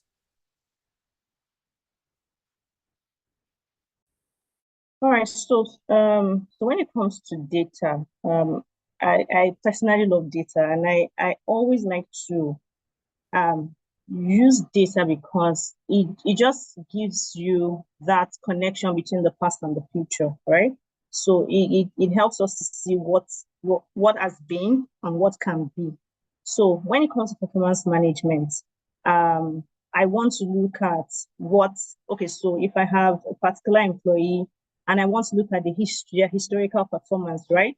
It helps me to see what's the potential of this person based on how they performed in the past. And it also helps to see what developmental needs. So if I'm looking at how this person has performed over time, given the data that we have, and I mean, please, let's all use some performance management tools, because it really helps. It takes away the guessing game. It takes away, all of that subjectivity that comes into performance management. Once you have a tool that helps you, you can key in your KPIs, you can key in all the targets, and you can see what their actual performance is against what the expected or the planned performance, or what their KPIs were. You can already see if this person is actually improving or this person is, dropping in their performance. Now, when it comes to using data insights to improve your performance, especially for your employees, you can see the correlation between whatever development that has happened in the past based on their performance, how it has also impacted. Okay, for that quick break in transmission, I know that we were asking Tammy to just describe to us, give us like real life examples of data analytics and how we can use data insights to improve the organizational outcomes and team performance. She was just speaking before we had a beautiful glitch, but Tammy, are you able to take it away from here? Yes, certainly. Good to be back. That was an interesting glitch, but yeah, of course, it's an important conversation that we're having here, and there will always be this kind of test. It's just to test, to check your resilience. Dami. Thankfully, we're all back. All right, amazing. So speaking to using data analytics and data insights, right? And where it stopped was being sure that we are actually tracking our employees' performance over time. And then we have a tool that also works for us. We also be able to use data insight in our performance management. We need to also be sure that we are setting right KPIs, that people actually have measurable KPIs that you can actually track their outcomes. Because if you can't actually determine or measure what the person has done over time, it's going to be difficult for you to have data that has integrity, data that you can rely on when you're trying to look at historical performance, predict what the future performance of that person will be, determine what your interventions and how effective your interventions have been over time as well. So making sure that we have, that employees, even right from time before you start the performance management process or a performance management cycle, making sure everybody on your team have measurable KPIs that would help you see what their input is and what their results are. Then also, keeping record of all this performance over time, because that's the data that will help you predict. You want to be able to see when you want to look at, okay, we want to design our succession planning. We want to see who our hypos, all of those terminologies. You want to be able to use historical to also determine what, to be able to predict what the future is going to be. So if you see that someone has consistently outperformed based on what KPIs have been set, you know that this person is a good leadership material or somebody that we need to develop into a certain role. You also know that, okay, for this person, these are the kind of interventions we've done in the past, and this is what we should be doing and preparing for in the future. So data itself is a very, very good tool for us to also put into our performance management process.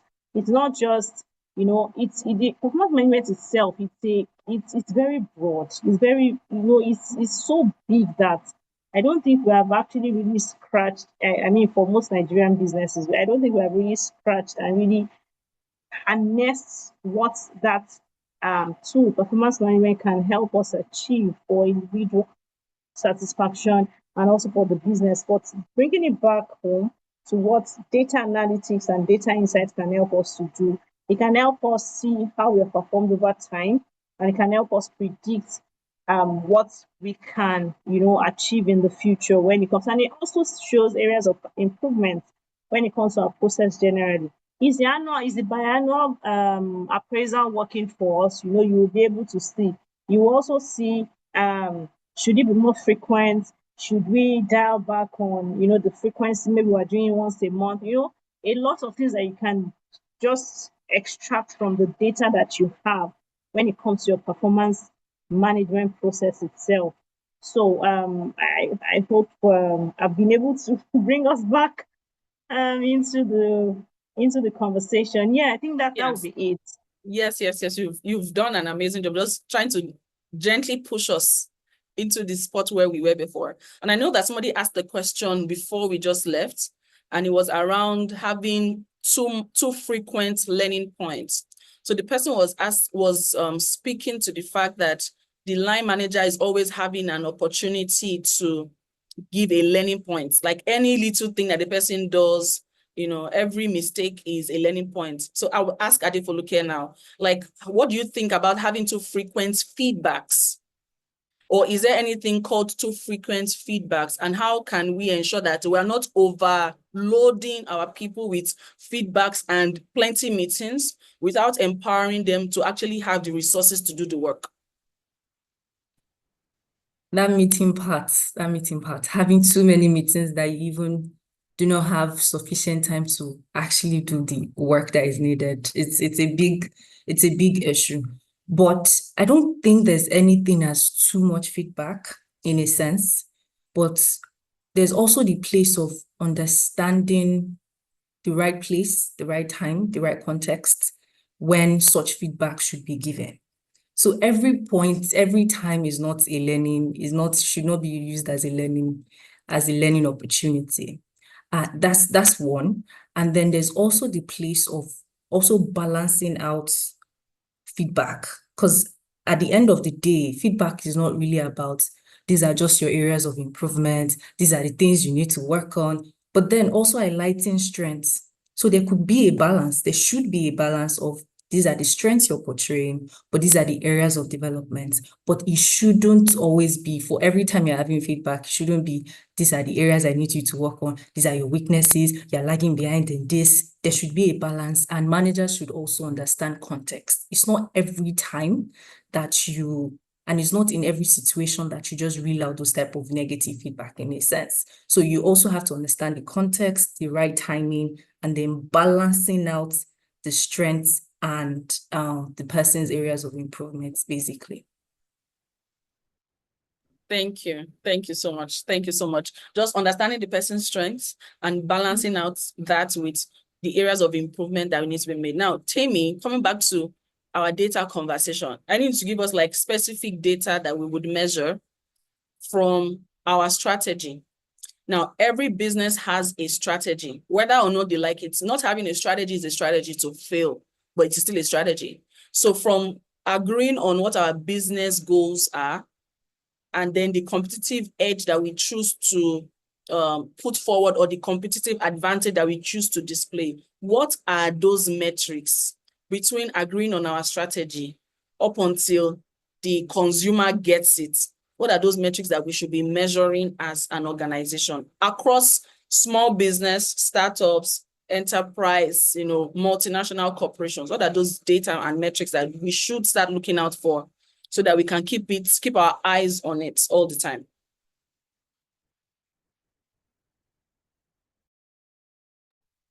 Okay, as much as I want to be very specific, this question really will be answered by what's the objective for the business for that period. So I'll give an example. If we set our objective for the business as for this period, we want to increase customer satisfaction, right? That's our business objective for that period. I mean, it's not our only objective, but one of our big objectives. We've said we want to increase. So there are different touch points to that. Who are the people, the teams that are responsible for customer satisfaction? Now, if we look at maybe our customer service team, right? Now, for the customer service team, we need to start talking about what are those things that contribute, what are the aspects of their processes, the key aspects of their processes that actually touch on customer satisfaction. So it's going to be probably response time. So there is an email, maybe to emails, to calls, to queries, what's our response time? We need to set a metric for that. So we are going to say maybe, and then because we want to improve on something, want to improve on our customer satisfaction, we are going from one point to the other, right? So if our response time has been maybe we've always responded to customer, on average, maybe we have been responding to customer questions or queries within 72 hours. Now, for us to improve our customer satisfaction rate, we know we need to actually improve on that. So we're actually going to say maybe we are improving. Our metric is to increase our response rate by 24 hours. So instead of 72 hours, it has to be within 48 hours we have responded to all our customers, right? So that's a metric for us to begin to track. So that means for every email that is being sent, we need to be able to check between what time, random spot check, of course. When did this customer send in their query? At what time did we respond? If it exceeds that 48 hours that we have set as a mark, we have failed on that. That means we are going to have, instead of customer satisfaction, a lot more disgruntled customers. Now, we're also going to look at our processes, internal processes as well. What are the things that contribute to getting our customers satisfied? We want to begin to look at how efficient our processes. So process efficiency. What time? How long does it take for our operations team to resolve issues, right? Now, even so let's bring it out to HR as well, because everything we also do, it in turns, it affects our customer satisfaction. Now, if we're looking at our recruitment, when it comes to recruitment, we set a metric for recruitment. If before now we have been recruiting and hiring within, it takes us 6 months on average to recruit one person. If we want to recruit now, maybe in the next 6 months, we have not gotten the person in. That definitely needs to improve, because if it takes us 6 months to recruit somebody, now I want to connect it to customer satisfaction. If it takes us 6 months to recruit somebody, now think about the team that is responsible, maybe the customer service team. They need an additional hand for us to be able to meet up that new metric that we set out for ourselves that want to respond in 48 hours. Now, if they need an additional person, that means in that 6 months, whoever that is in that team is overburdened, the person is going to be overworked because they're going to be doing a lot more than is required of them. So they are doing 2 people's work. Now, if it's taking us 6 months, we are also impacting customer satisfaction because that person is not going to be able to deliver because they don't have the resources that they need within that time. So we're setting metrics for each of the different teams. If it's for the admin team needs to make sure that, or the IT team needs to make sure that, the teams have their tools on time. We need to set a metric, we need to set, a KPI for that as well. So when it comes to, defining metrics that we are setting, we also need to be very careful not to be tracking vain metrics. There are some metrics that are not useful to us. There are some metrics that are just great to have. It just looks good for us to start looking at number of, I'm trying to look for a vain metric right now, but none is coming to mind because I don't have a particular case study that I'm looking at. But there are some vain metrics. We're just tracking them. And the question is, so what? What does this help us do? How does this help us? If we're tracking this, what's this telling us? So we need to be careful of that trap as well. So when we're defining metrics, really, the objective at the top for the business needs to be very well understood. Then we need to now start, setting measures for us to determine what the success is. Improve customer service satisfaction is also vague in a way because we haven't actually set a metric to that customer satisfaction. So are we saying that our ENPS score, that's our our NPS score, that's Net Promoter Score for our employees, is it going to move from maybe right now we have a lot of people detractors, we have a lot of people that won't even recommend us. So are we saying we want to move from a 40 to a plus 60 or to a plus 80 in terms of our Net Promoter Score? We also want to look at our, customer satisfaction score as well, your CSAT, right? Now you're looking at where are you moving it from? What's your customer satisfaction score right now? You're measuring it as well. Then you're saying we want to improve that by so number. Maybe we want to improve from maybe 70% to a 90%. That is going to impact everything we're going to do as a business from every level. So defining metrics has to be very well connected to what the business is trying to achieve, what the set objectives and goals are, for it to be meaningful to every member of the business. I hope that's I hope that's helpful. Yes. Welcome, Oga HR. Welcome, Mr. Ikenna. We're just picking up the conversation and just going with the flow, like ensuring that nothing is left behind. Okay. So Yes. let's give Mr. Ikenna a few minutes to settle in. I'm settled. Let's proceed. Yes. Okay, I love that. So Tim was just speaking about the specific metrics in terms of how we break down from our strategy up until our end users get value from us. Because many times it's easy to just have a strategy, but sometimes we forget that even the strategy itself needs to be measured and needs to be accounted for. Now, my real question, let's go to Oga HR. Now, my real question would be that how often do we need to refine our strategy? And is the strategy dependent upon the people, or the people dependent upon each other, or are they totally independent and would require structures on their own to stand? Because if you really think about it, is strategy, people, then goals. Where is the line? Sometimes it might be blurry. Sometimes you're like, oh, the strategy is not working or the people are not working. Whereas we forget that even the strategy itself requires a structure on its own, whether we have people or not. Okay. The heart of success, the heart of business success lies on strategy. And in the heart of strategy lies people. Okay, so your strategy must be centered on people. Your strategy should be people-centric. You should build a system that is concerned about people, what people do, how people do what they do, and even begin to ask why they should do it the way they do it.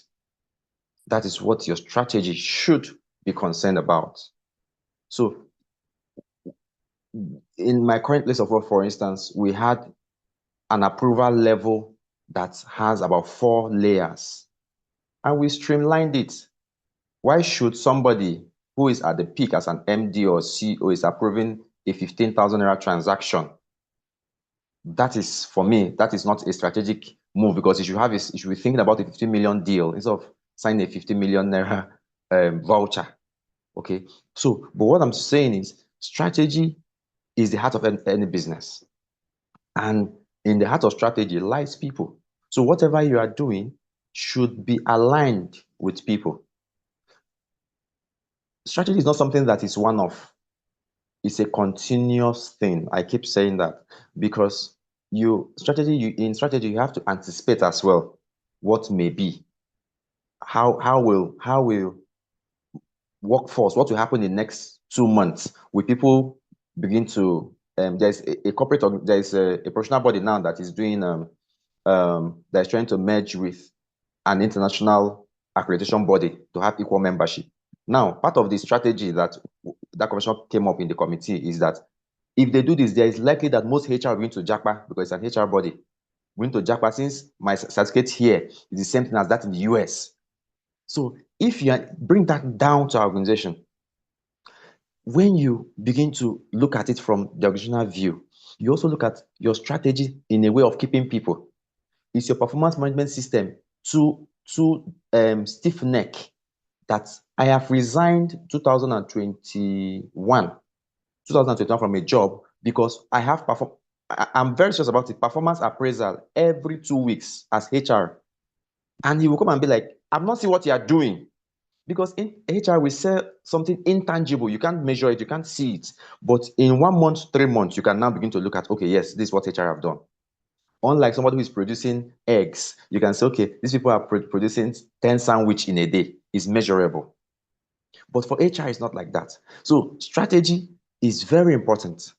However, there need to be frequent check-in, but that check-ins should not be choking, like what I experienced. I just dropped my resignation after 2 months. I said, this is what I'm going to do for the next 6 months. He said, that's how we've been doing it. And this organization, I've had 7 HRs in 6 months before I came in. I say I'm the 8th person.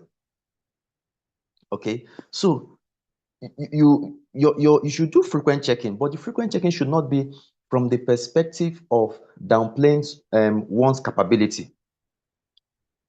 It should not be. So when I'll be like, don't you think we should do it this way? And you prick the person to, oh, I never thought about it like this. You assign them that could be a strategy on its own. Okay, so you look at also a way of, we spoke about coaching. Coaching is also a strategy that organizations have developed to achieve their aim through people.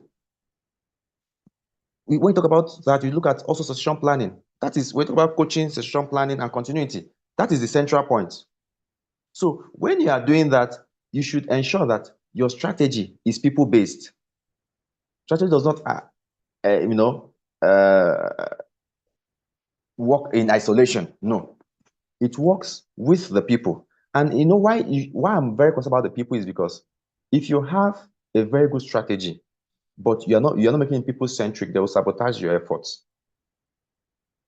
I was doing an organizational audit for a behavioral audit of an organization. I found that there is deliberate sabotage, and in fact, one person just say, "Oga, make I just tell you, we plan to do this thing."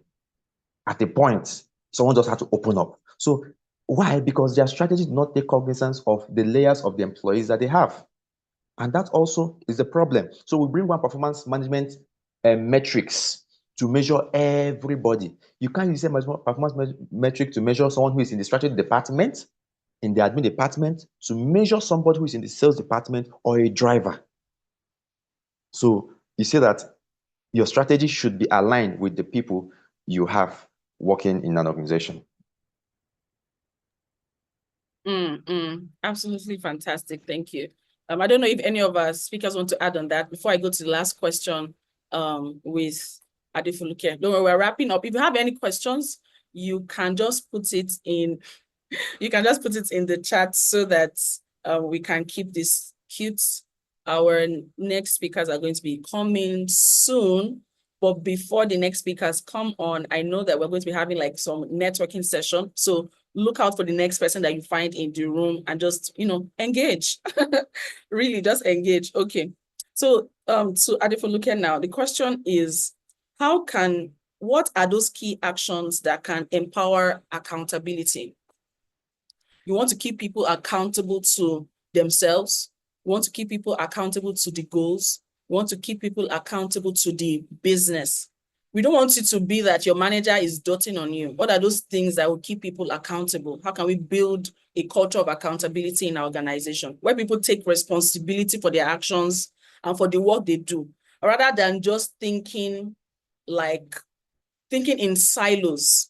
Because there's a good people, I would say maybe just Africans generally like to think in silos. They think like, let me just do my business and move on. Another person's business is not my business, but we need to be accountable to each other as well. Beyond just being accountable for ourselves and our work, we need to be accountable to each other and then to the business. Well, how can we build that kind of culture? Okay, so I would say, I think first off, it starts from how the organizational culture is actually designed, really. And for HR, it's almost impossible to fix a part of HR without touching base with other areas. And I think the first speaker also sort of touched on that, on the different areas that are involved in talent management. So to really embed accountability in the system, the culture has to permit it, in a sense. Because if you already have a culture that is fear-based, is blame-based, is authoritarian, is very highly competitive, it's almost impossible for you to drive that type of system.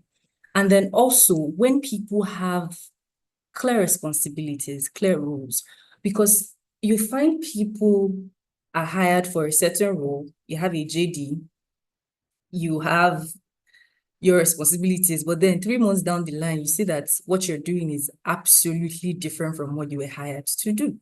And that's why you hire someone from company A as a high performer, and the person goes to company B and becomes very mid, very average. And sometimes you really can't fault the person. It could be based on the fact that there was no direction in the first place. Like the person just came and was just left to do whatever they found on ground.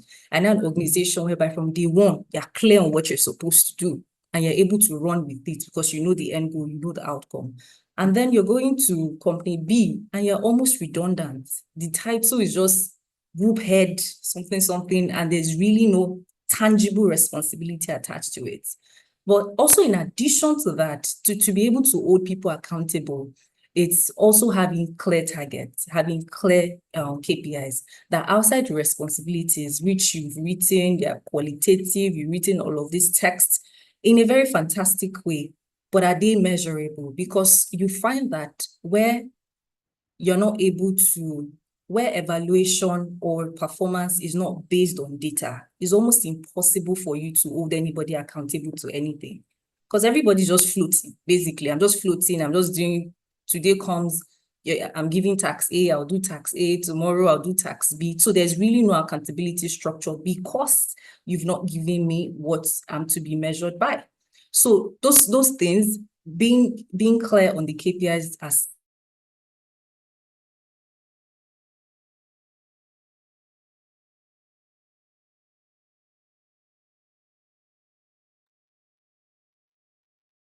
assigned to each role, aside to analytics, and they stay accountable by themselves.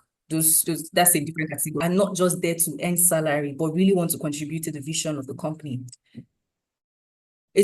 You find those type of people very easy to work with. You really don't have to handhold them to say, you have this deliverable, where is it? If they're supposed to achieve something in Q1, you already see them achieve it in maybe end of February, and then they are the ones even reporting to you to say, I've done this, what's your review, what's your feedback on this? So it's if there's a clear system in place, and I don't think it's hard to implement, if there's a proper structure in place whereby I'm coming in, you've handed me my goals, you've handed me my responsibilities, I'm adhering to it, I'm giving feedback, giving reviews as I went to you. I'll stay accountable, really. All right. Thank you so much. Thank you so much. I know that we've eaten into the next session because of that glitch that happened, but just one word from all the speakers on what should we look forward to in the coming years. Just one word. And I'll start from Oga HR and then Tammy and then Adefuluka. What's that one thing we should look out for as we think about performance excellence in the coming futures? Yes, thank you. As we go to the coming year, we have to look at external factors first, because government policies are coming in very hard.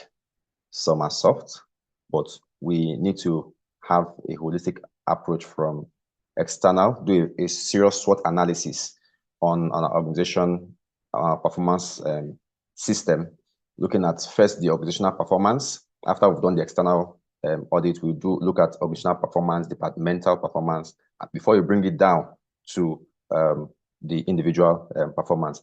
We should also ensure that there is a bottom line satisfaction and not strategy and all of those big words we use, but there is no satisfaction. Before I go, there are 3 words I always like to do when it comes to ensuring that everybody is accountable and optimize their performance, and that is what I call ORA. That's ownership, responsibility, and accountability. Create a system where people take ownership. People own the company. I always tell people anywhere I work that, you see this company? It's my father's company. So I work as if I will protect the interest as I will protect my own father's company. Take responsibility. People should be able to take extra responsibility, take initiative, and be accountable for any action or task and activity that they've been given. That's just my little advice. Thank you. Thank you. Tammy, 30 seconds.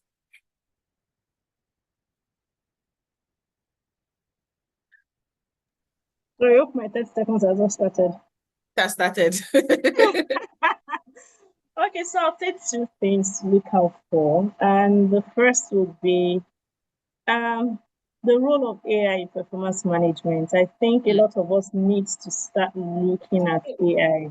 And from the way I personally used AI in the things that I do, it actually makes a whole lot of things easy, and it's the way we use it actually. And for performance management, we're talking about data the other time. If you have data of historical performance, right, you can use AI to predict future performance of employees. Now, if you're able to harness that, it just changes the game for you, because then you know how to, strategically place employees, the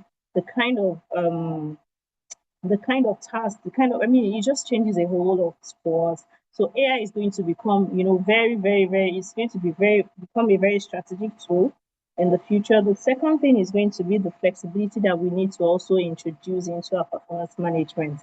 Now, we're talking about strategy the other time, and I know one of the questions that I know I've had to answer and have to address with a lot of managers is, okay, so when business strategy or direction changes, what happens to the KPIs you have set already? And I tell them it also changes, because you need to continue to review these things.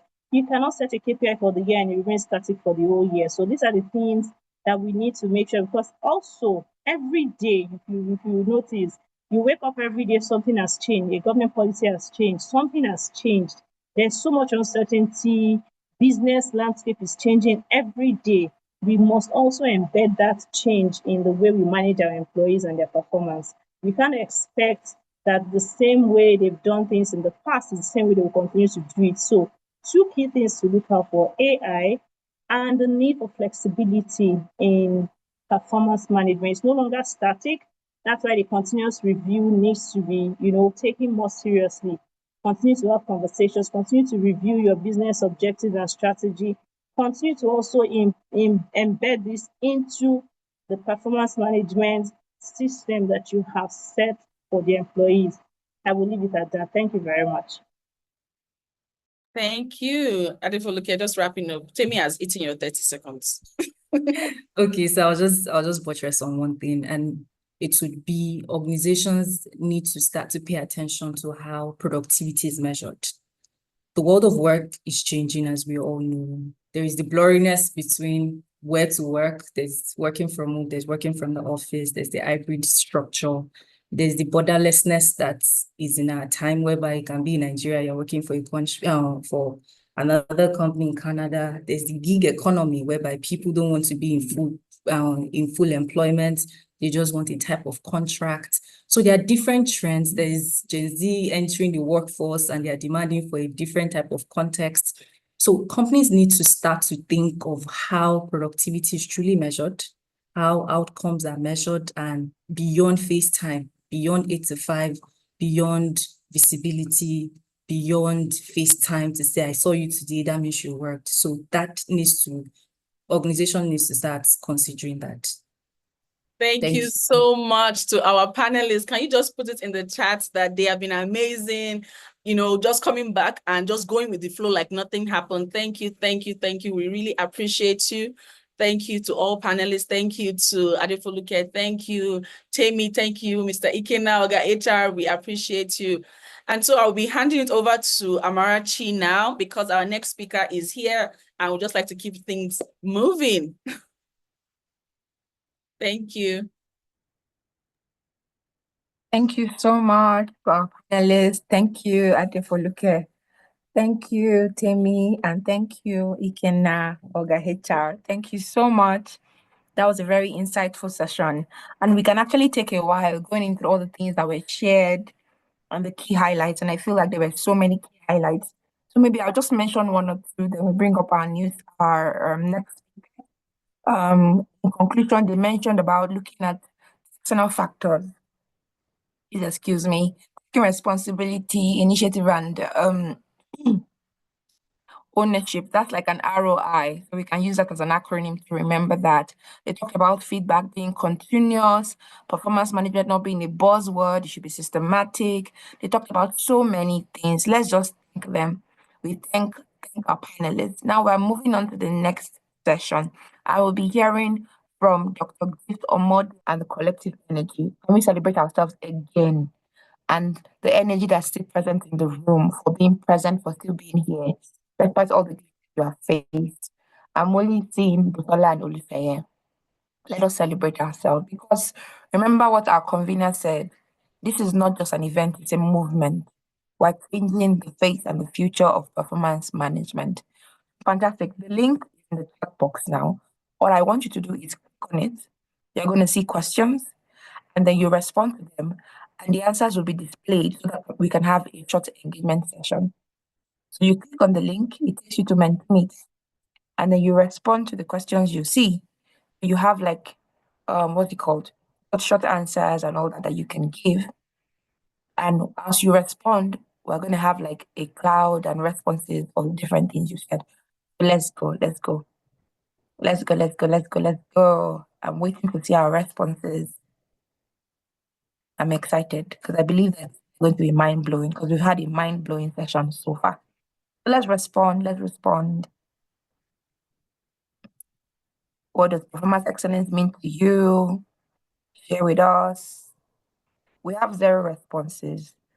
Please, we need to respond.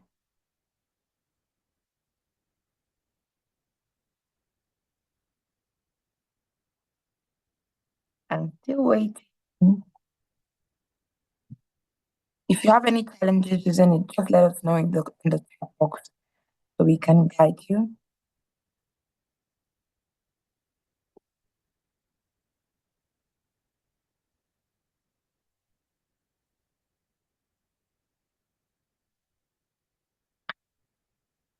Please now. Okay, great. We have 1 response.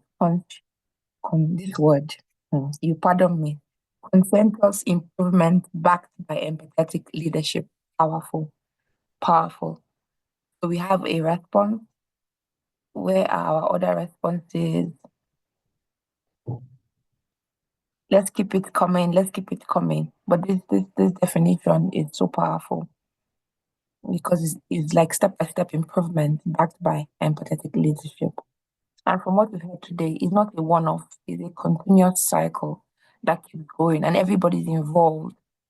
And you don't set people up to fail. Performance excellence is about setting people up to succeed, giving them the tools that they need, setting them up in the right place. Performance excellence is insightful, okay? Performance excellence is empowering others to perform at their highest without burnout. So good, so good. Yes, yes. So we talked about not putting square pegs in round holes. You don't set your team for failure. Beautiful. Let's keep the response coming. Let's keep the response coming. I'm enjoying reading it from you guys. So what does performance excellence mean to you? When you think about it, it can be one word. Having a strong work ethic. Good. Okay. Okay. Yeah, that works.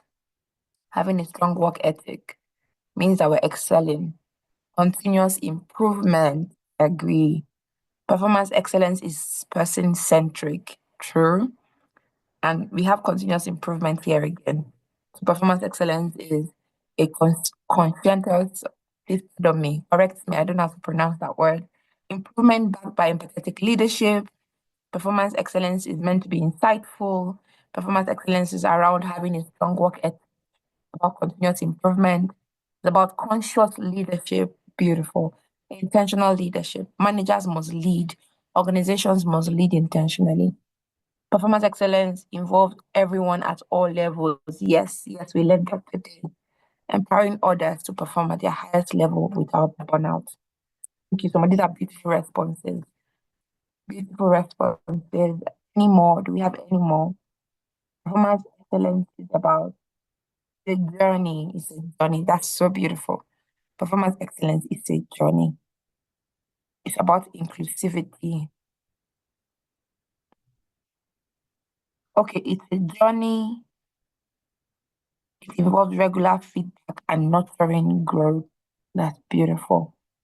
It's inclusivity and performance excellence is central to a holistic organizational excellence. Thank you so much for engaging. Okay, there's another one. It's creating an atmosphere. Okay, well, on to a next question. Please respond. After this summit, what is the next step for you? Implement strategies learned as soon as possible. Review our current strategy within my organization. Introduce AI in our business operations. Review our engagement practices to reflect our commitment as an organization. Develop a coaching framework to empower the leaders in my organization.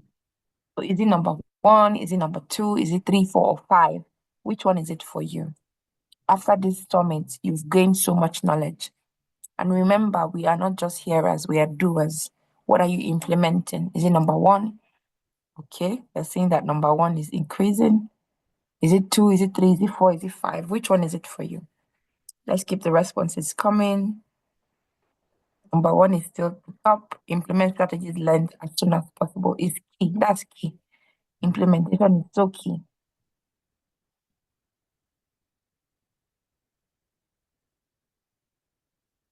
Okay, we're still waiting. I feel like everybody is doing number one. We're not doing number two, three, number four, or five.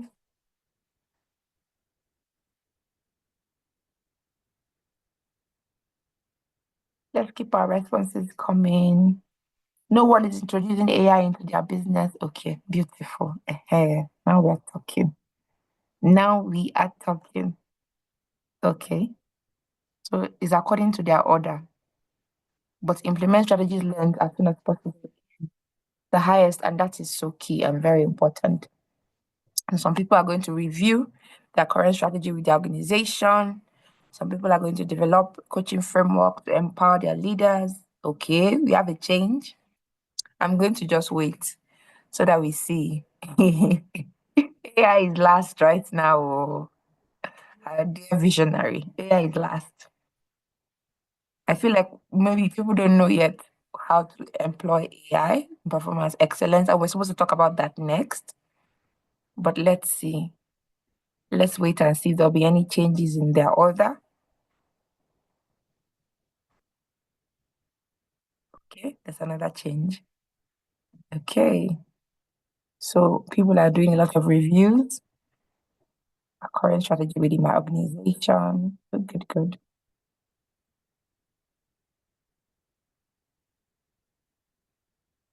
Oh, okay. Felicia says because we already use it, so it's not top of mind. Okay.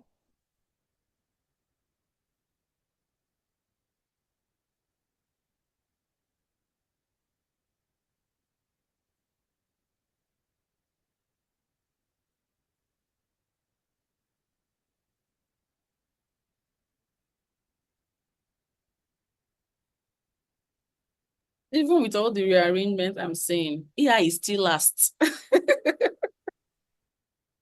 AI is not moving on. Maybe everybody's using AI, so AI is not moving. But do we also know that when we select, we're supposed to select across board, or are we just selecting one response, or we're selecting our ranking? Maybe that's another thing why AI is the last. We're supposed to select our rankings. Yes, some people didn't realize they need to rank it. So you We're just supposed keep to dragging select and our ranking. dropping into the box Yeah, above. I think maybe that's what happened. People just selected one. Okay, that's great. So we're going to implement strategic lens as soon as possible once we leave this conference.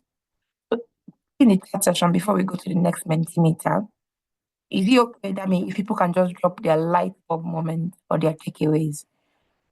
Okay. Oh, we already have responses. Oh, wow. We already have responses. Great, great, great. Let's keep it coming. You can give more than one word so that we have a beautiful word cloud. So how would you describe this summit? How has it been for you?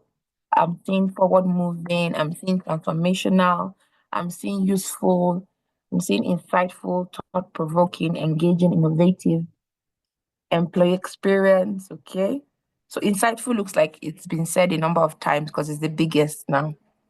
So how has this summit been for you? Let's keep our responses coming. Transformational. Yep. Say it in the Mentimeter so that we have it, please. Someone says AI usage comes with tons of confidence. Okay. Yes, so we are used to AI. So you can give more than one response. Good. Engaging is going high now. Insightful, transformational, engaging. Okay.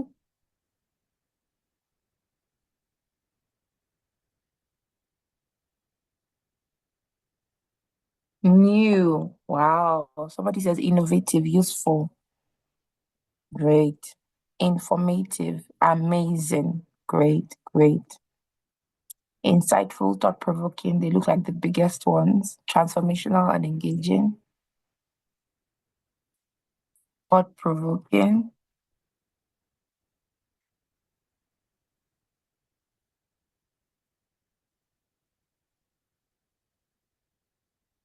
Let's keep it coming.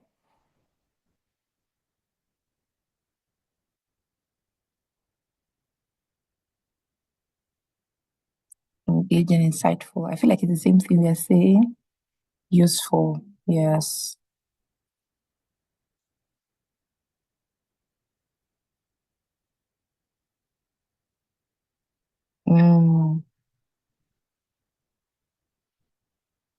Forward moving.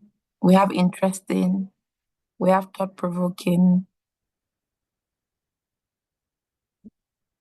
Informative, empowering. Great, great. So it's great to know that this conference has been of value to us.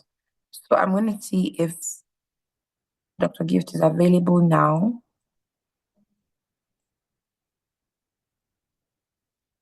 I doubt Dr. Gift is not available.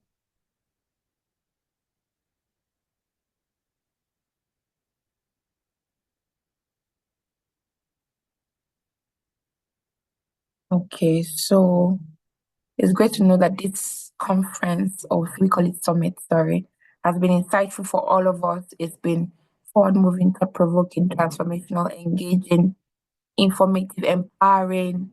It's great to know. And keep it. In fact, you can screenshot it. I remember this conference. It's been interesting, innovative, thought-provoking, amazing, and empowering. So we are getting ready to move to our next session. Hilda is a dedicated organizational development professional with over 5 years of experience helping organizations unlock the full potential of their workforce. She's passionate about fostering high-performance teams and creating environments where employees thrive.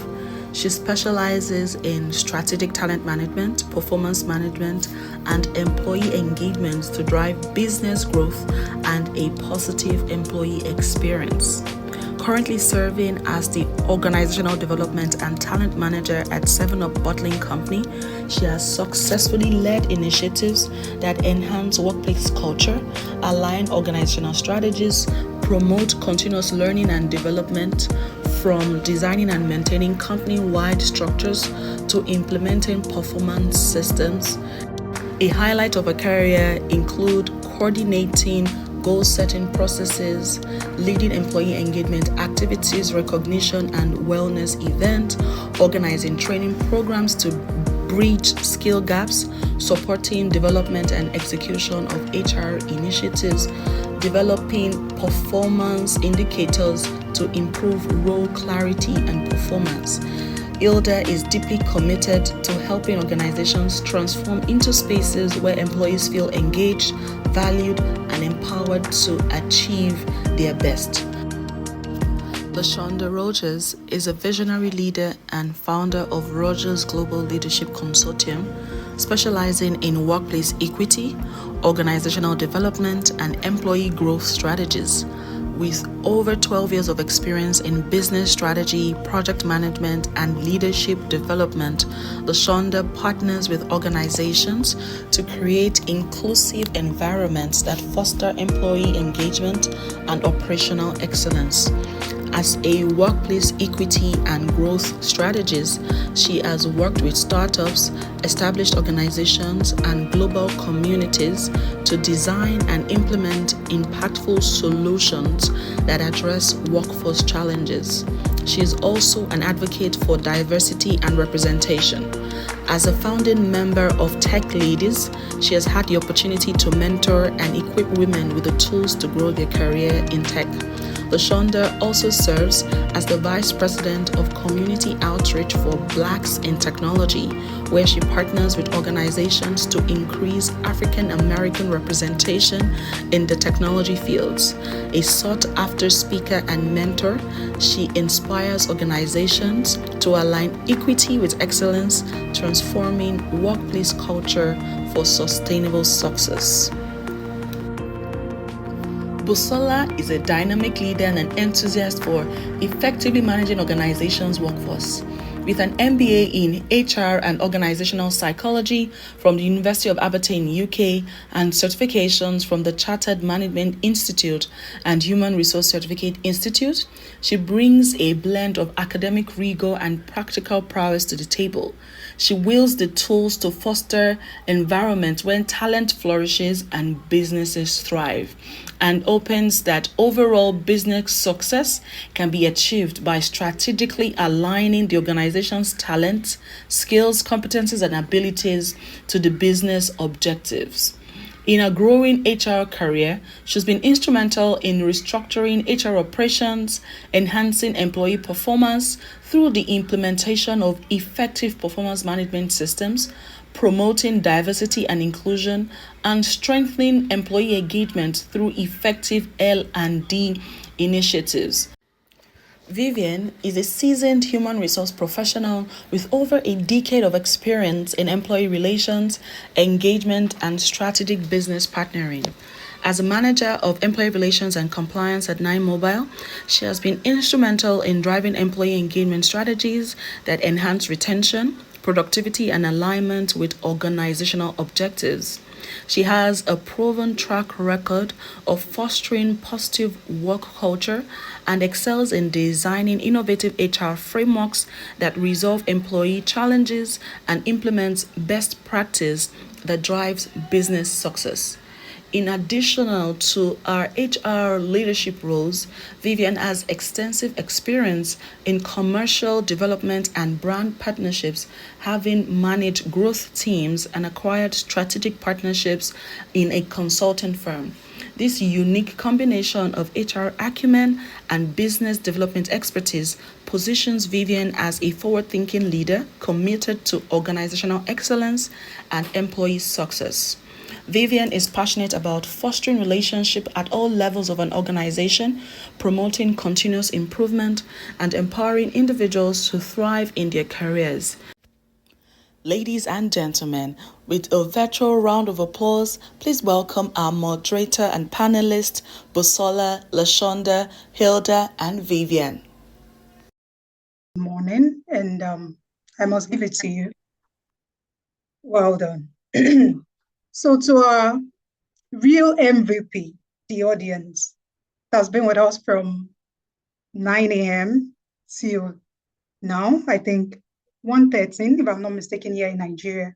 I give it to you to thank you very much for your patience, your contributions, and understanding that this is a virtual program. And of course, we can't take away the glitches and the issues that come with networks, right? Okay, so please, before I go on, I would like to set a background for the topic of this section. That's what we'll be discussing. While doing that, I would like to know you more. That's the audience, right? So you need to introduce yourself, your name, and where you're joining from.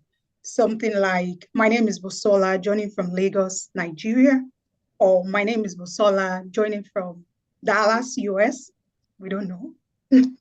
So please, I'd like you all to use the comment section, the chat room, to say one or two things about yourself while I set the background. And thank you so much, Vivian and Hilda, for joining me this section. Thank you. It's great to be here. All right. Okay. Welcome. Yeah. All right. Okay. So let's just go straight to the discussion, setting a context for this topic. Well, thank you, Elizabeth. Setting a context for this topic is, you would agree with me that employer-employee relationship traditionally used to be more like a master-servant relationship. Then, in Lagos, Nigeria slang, they say destiny helper, right? More like, okay, I'm doing you a favor, I'm giving you this opportunity, come work for me and I'll pay you this. But thank God for the dynamic world of business, and that is driven by technology advancement, of course, the constant changing demands of customers and employees, right? That has moved us from that mentality to what we then call the now of business, right? Where we get the opportunity to negotiate what we want. An employer comes on board and say, I have this ability, I have these skills, and I have this dream to work toward, to achieve. Even though I might be able to achieve it myself, we do not have, I cannot like do it alone. I need people to come on board, which is where we now have professionals now negotiating what they want. And that I call business partnering, because they come on board and be like, what is there for me? What can I get aside from the pay, the base pay?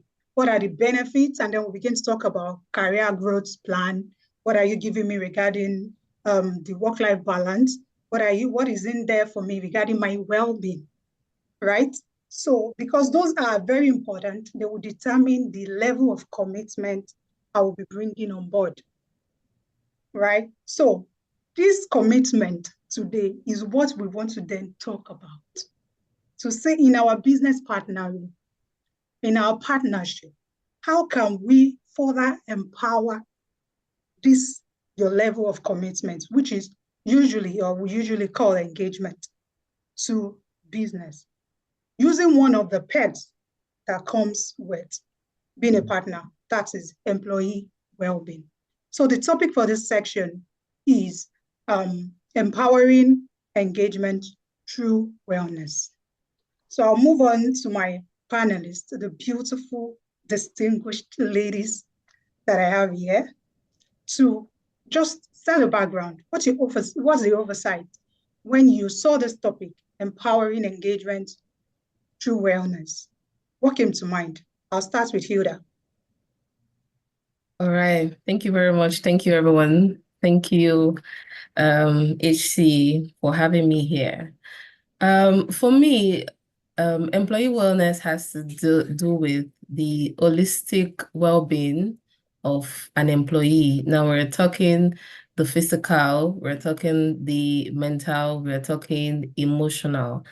And for you to get the best out of people, you need to, I as an employee, I need to feel my best for me to say, oh, I'm going to give my best.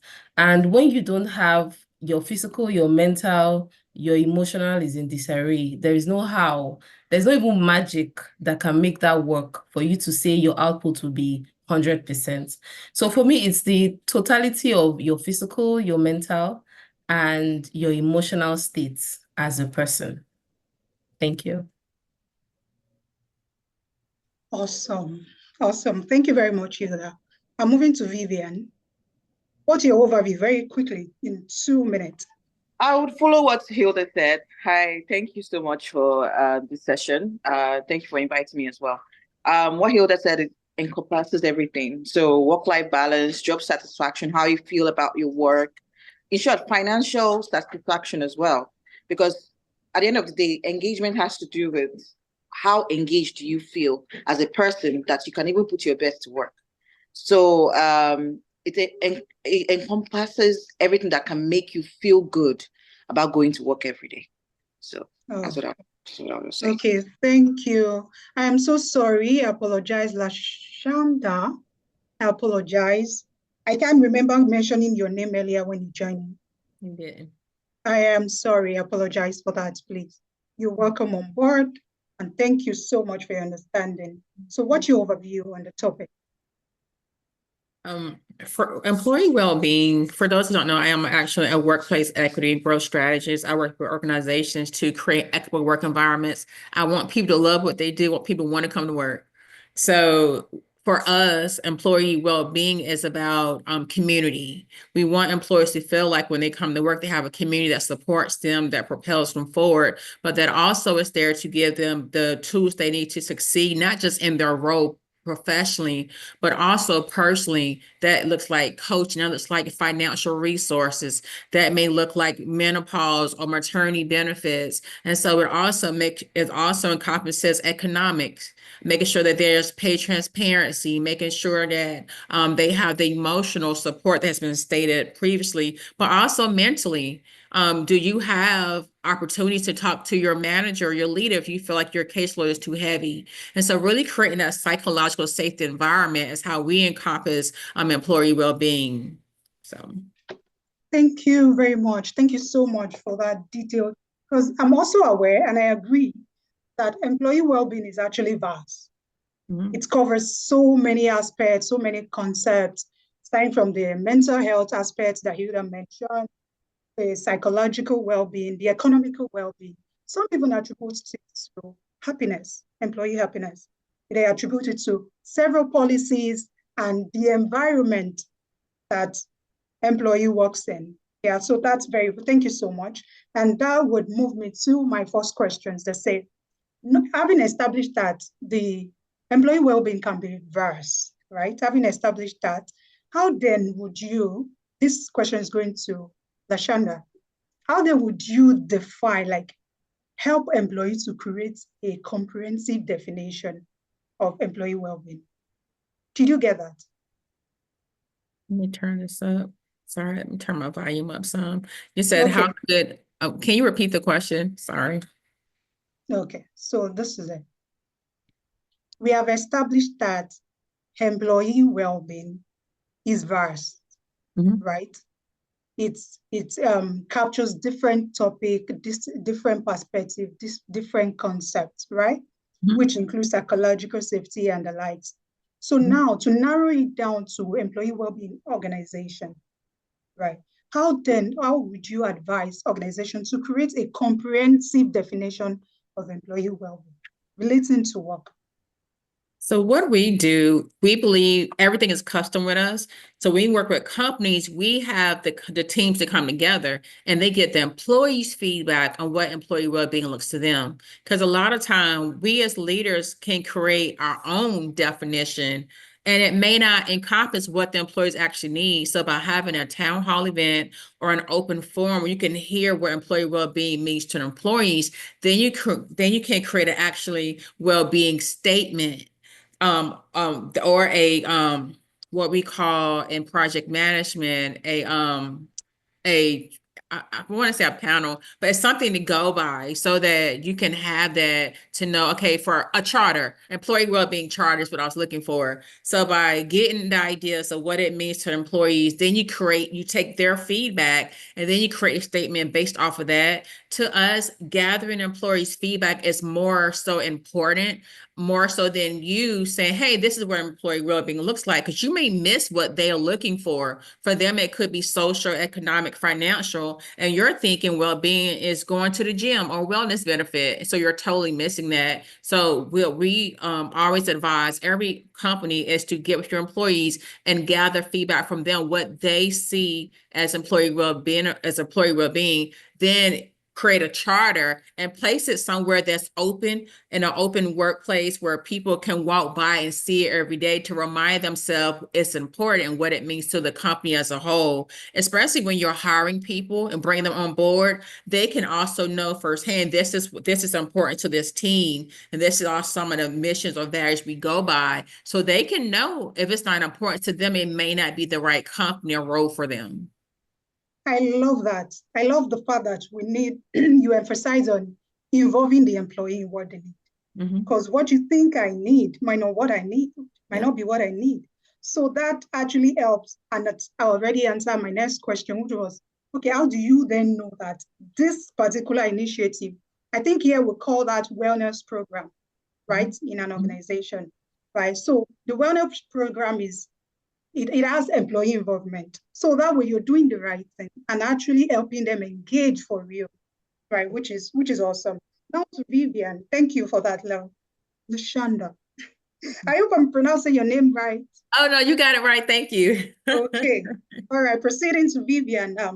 Okay. So having established the definition of employee well-being and how to go about creating a program for it involving employee in the process, what specific strategies, right, can organization then adopt to further empower this? We've established that we know what you want, you discuss with us, we put it into a program.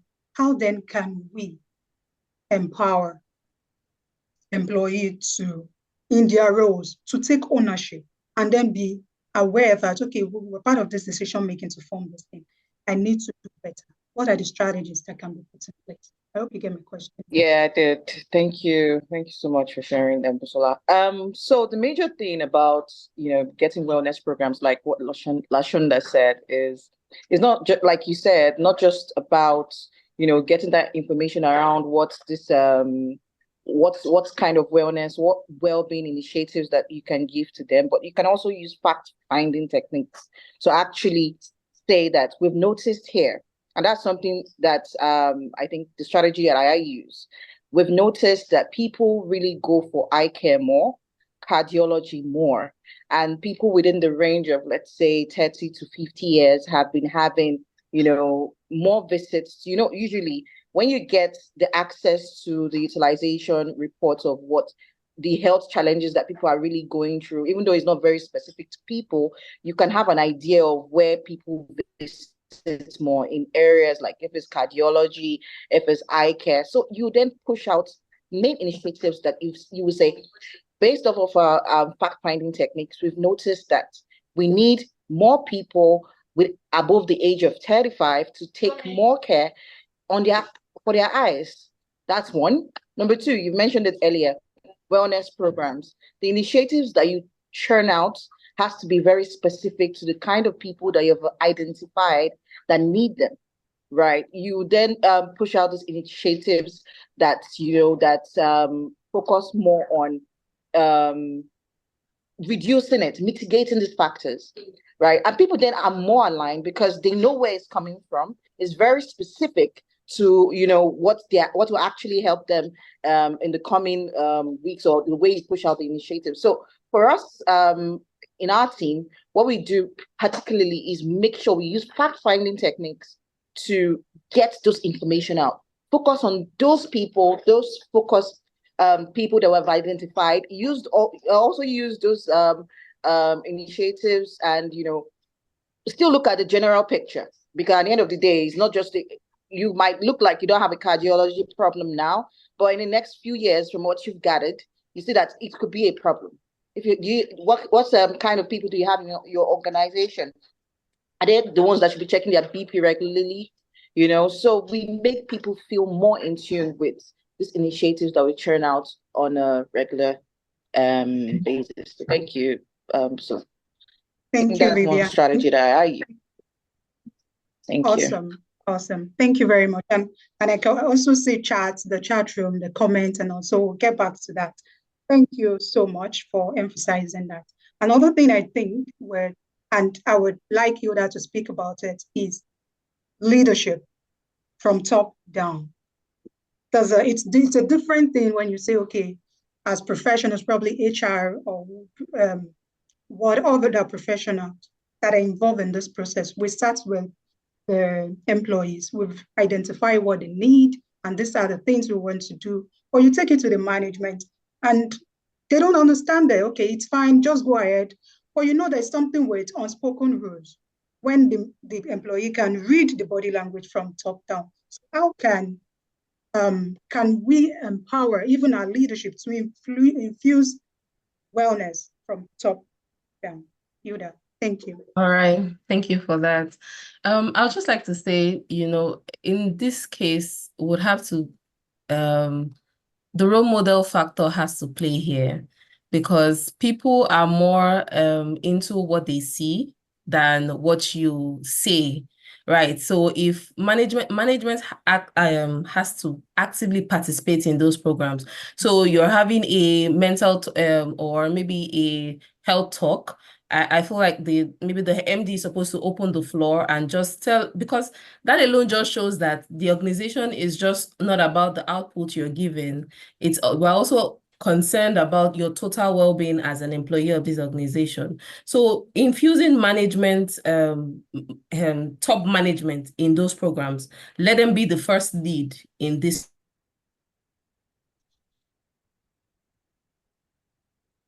Hi, Hilda, can you hear me? I think she's having network issues. Cheers. Okay. So while we wait for her to come on board, there's another conversation going on in the chat room about data.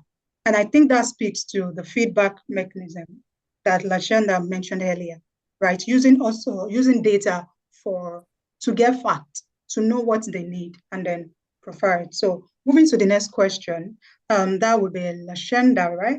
And then that will be metrics. At the end of the day, all that we're doing, we need to measure and confirm that it's actually meeting the goal.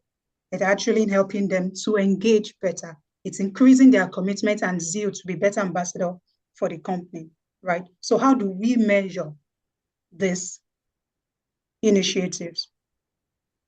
Lashanda. So to be successful, you really want to make sure you're using various channels to measure the employee well-being. So that could look like surveys, and I always recommend to have a third party. A lot of time employees are hesitant for anything that's internal, because a lot of times they feel they'll be recommended or retaliation if they say, no, I do not know my job, or I do not feel supported here. And so if you bring a third party in to do a survey, even a project, you know, to just gauge the team's health, a lot of times they'll be more eager to share and take those surveys. And then validate and well-being initiatives is so important. What that looks like is having apps. I know some organizations that we work with, they actually have, like, the employees get wellness benefits. And then the wellness benefits, they're able to have like an app where they have to literally log in and track how they're doing. And so if majority of the employees are scoring pretty low around a certain time of year, we know that either either the initiatives are too compact during that time of the year and all employers are burnt out, or we know there's something going on that is impacting their well-being. But if the scores are pretty high, showing that they're actually doing better, and we're looking at the caseload, we can easily examine and say, okay, during this point of the year, they have higher caseloads, so their productivity engagement is down. So really looking at the employee performance, like across the board, are all the employees ranking high or low? Also validating their emotional state. Are people more eager to, to volunteer for initiatives? Or are they really at a point where they're like, you know what, I'm looking for something else? And so looking at also employee turnover. Employee turnover is a good metric. Are people not showing up? Is majority teams starting to call out more? Are we utilizing, are their employees utilizing any programs or sponsorship opportunities to talk to you as the manager or leader, or even to look for opportunities to grow? If those initiatives are not being participated in, that means it's time for you as an organization leader to step back and say, okay, let's reevaluate our culture here, because employees should be looking for opportunities to grow. They should be coming to you as their manager leader to see what they need to do to get to the next level, and then for feedback and support. And then also looking at morale. Those surveys do not lie. And I love what was said earlier about data. Data tells a true story. And so a majority of those engagement scores or productivity scores are low. That means you have to be honest with yourself and say, I need to make a few changes. And so then taking the initiative to not just look at the scores, but then actually implement some of the suggestions from the employees so you can create a conducive growth type environment. Thank you. I love that. Thank you so much. Okay, Hilda, sorry. I know you had network issues. I'd like you to finish your chat. Yes, so I just wanted to say that we need to have that role model factor in, engaging leadership. Leadership has to, lead the forefront in this wellness program, because without them, the employee will actually see it as business as usual and just move on. So that's what I wanted to add. Thank you. Exactly. Yeah, you're welcome. Thank you for joining back. Okay, and my question to Lashonda was that how can we measure, which was what she was responding to, how can we measure the initiatives that we probably must have put in place to improve employee engagement?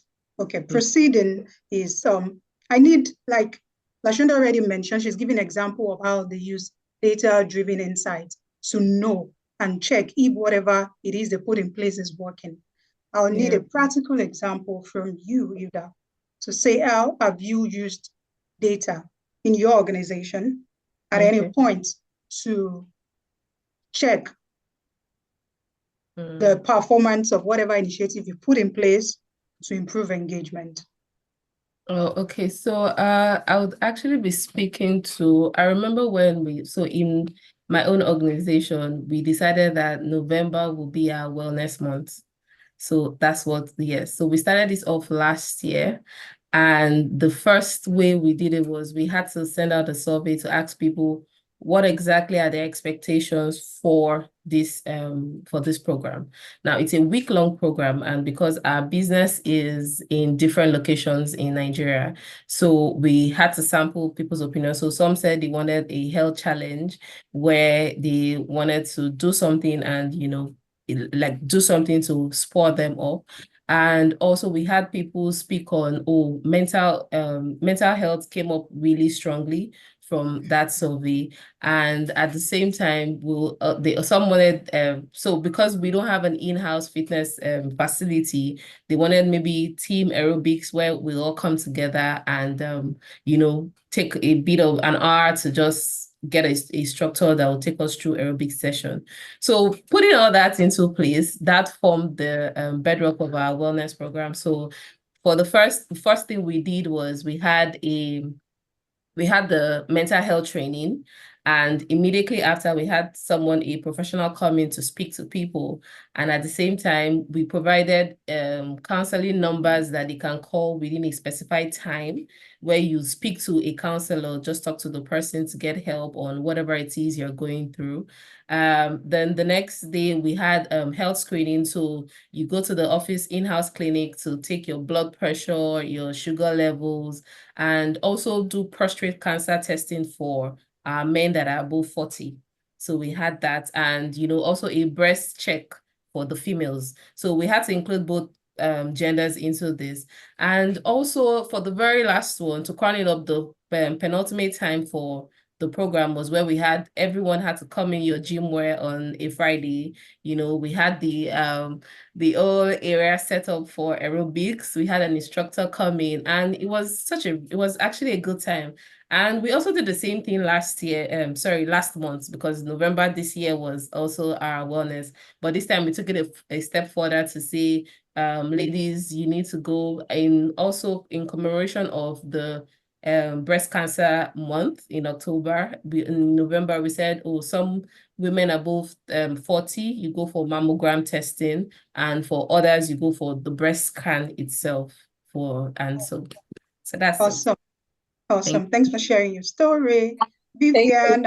I wanted to say, so I'm sorry, Hilda, I would like to say that you guys are doing awesome job, because I know what it takes. I know what it takes for that to happen. Yes, and it was a lot of back and forth, but I'm sure it was. And I'm so happy that, I'm also taking it as a strategy for myself. Hope you can dash me some. Yeah, Because it's actually awesome that you can even name something a wellness month. It pushes the idea that, the organization cares about you. Yes. We've had a couple of one-by-one initiatives. I think there's a time we did aerobics, but the turnout wasn't great because there was no specific. I learned from that event. So now that you've said this, I think you guys did a very, very good job. Big ups, please. Big ups. Thank you. Thank you very much. Thank you so much, Vivian. And I'm back to you. So we've learned, and when we get to pick points and initiative we'll go and implement in our organization, right? Yeah. I'd like to hear your story, how you've been able to introduce awareness into the organization you work with now, and how did you measure it? Data-driven insights. How did you get to say, okay, after introducing this thing, did we get what we intend to get from it? Definitely. So like I said, that's why I was looking at Hilda. I was like, oh my God, that's all you did? That's amazing. But yeah, I think I work with figures a lot. I like figures because it makes me have an idea of that something is working or not. And because of that, when I do a lot of surveys, so people call me the survey champion. Apart from pulse surveys, I always do impact analysis on impact surveys on every initiative that we churn out. It might not come, it's always better that you see those surveys immediately you just finish that initiative so that you know if people were really aligned with it. So I always do impact surveys on every initiative. It might not even just be wellness, it might be a new initiative altogether. And reason why I'll make a reference to something. We do our pulse surveys twice a year, right? And in that twice a year, it takes a longer time because, of course, by that from Q1 to Q2, many things would have changed. But there are some things that we measure that we know people is still ringing their ears for them to remember to put it during that period. So we put it, we ask, what are those selective, initiatives that stood out to you, right? And it's always good to use those comments to analyze, okay, we're doing so well in this area, and we're not doing so well in this way because it's ranked low. We need to work on ourselves in this area. There's a time that during COVID, of course, everybody was working remotely. You know how it was. Eventually, management were now feeling like, okay, people are not really putting their best foot forward. I'm just saying this has happened in almost every organization that implemented remote work. Absolutely. And at a point in time, you then realize, okay, let's introduce hybrid. Let's take it back. Let's see. And a lot of surveys were going on. This still impacts well-being because at the end of the day, the time that you use for commuting to work, or if you're not using the staff bus, it can take a toll on, you as a person. that time in your commute could be a lot. So a lot of people were pushing for hybrid. So we push it out, we put it out there. What kind of initiatives do you think that could 3+2, work from home, this. But funny enough, because we got a high number of people who was interested in that hybrid, and at that certain point in time, we could make that initiative. We could say, we've seen this result in Q2, we've seen this result in Q4. Let's implement it this way, even though we know that we'll still have our own guidelines that will guide so that people don't abuse it, right? So at the end of the day, use those data.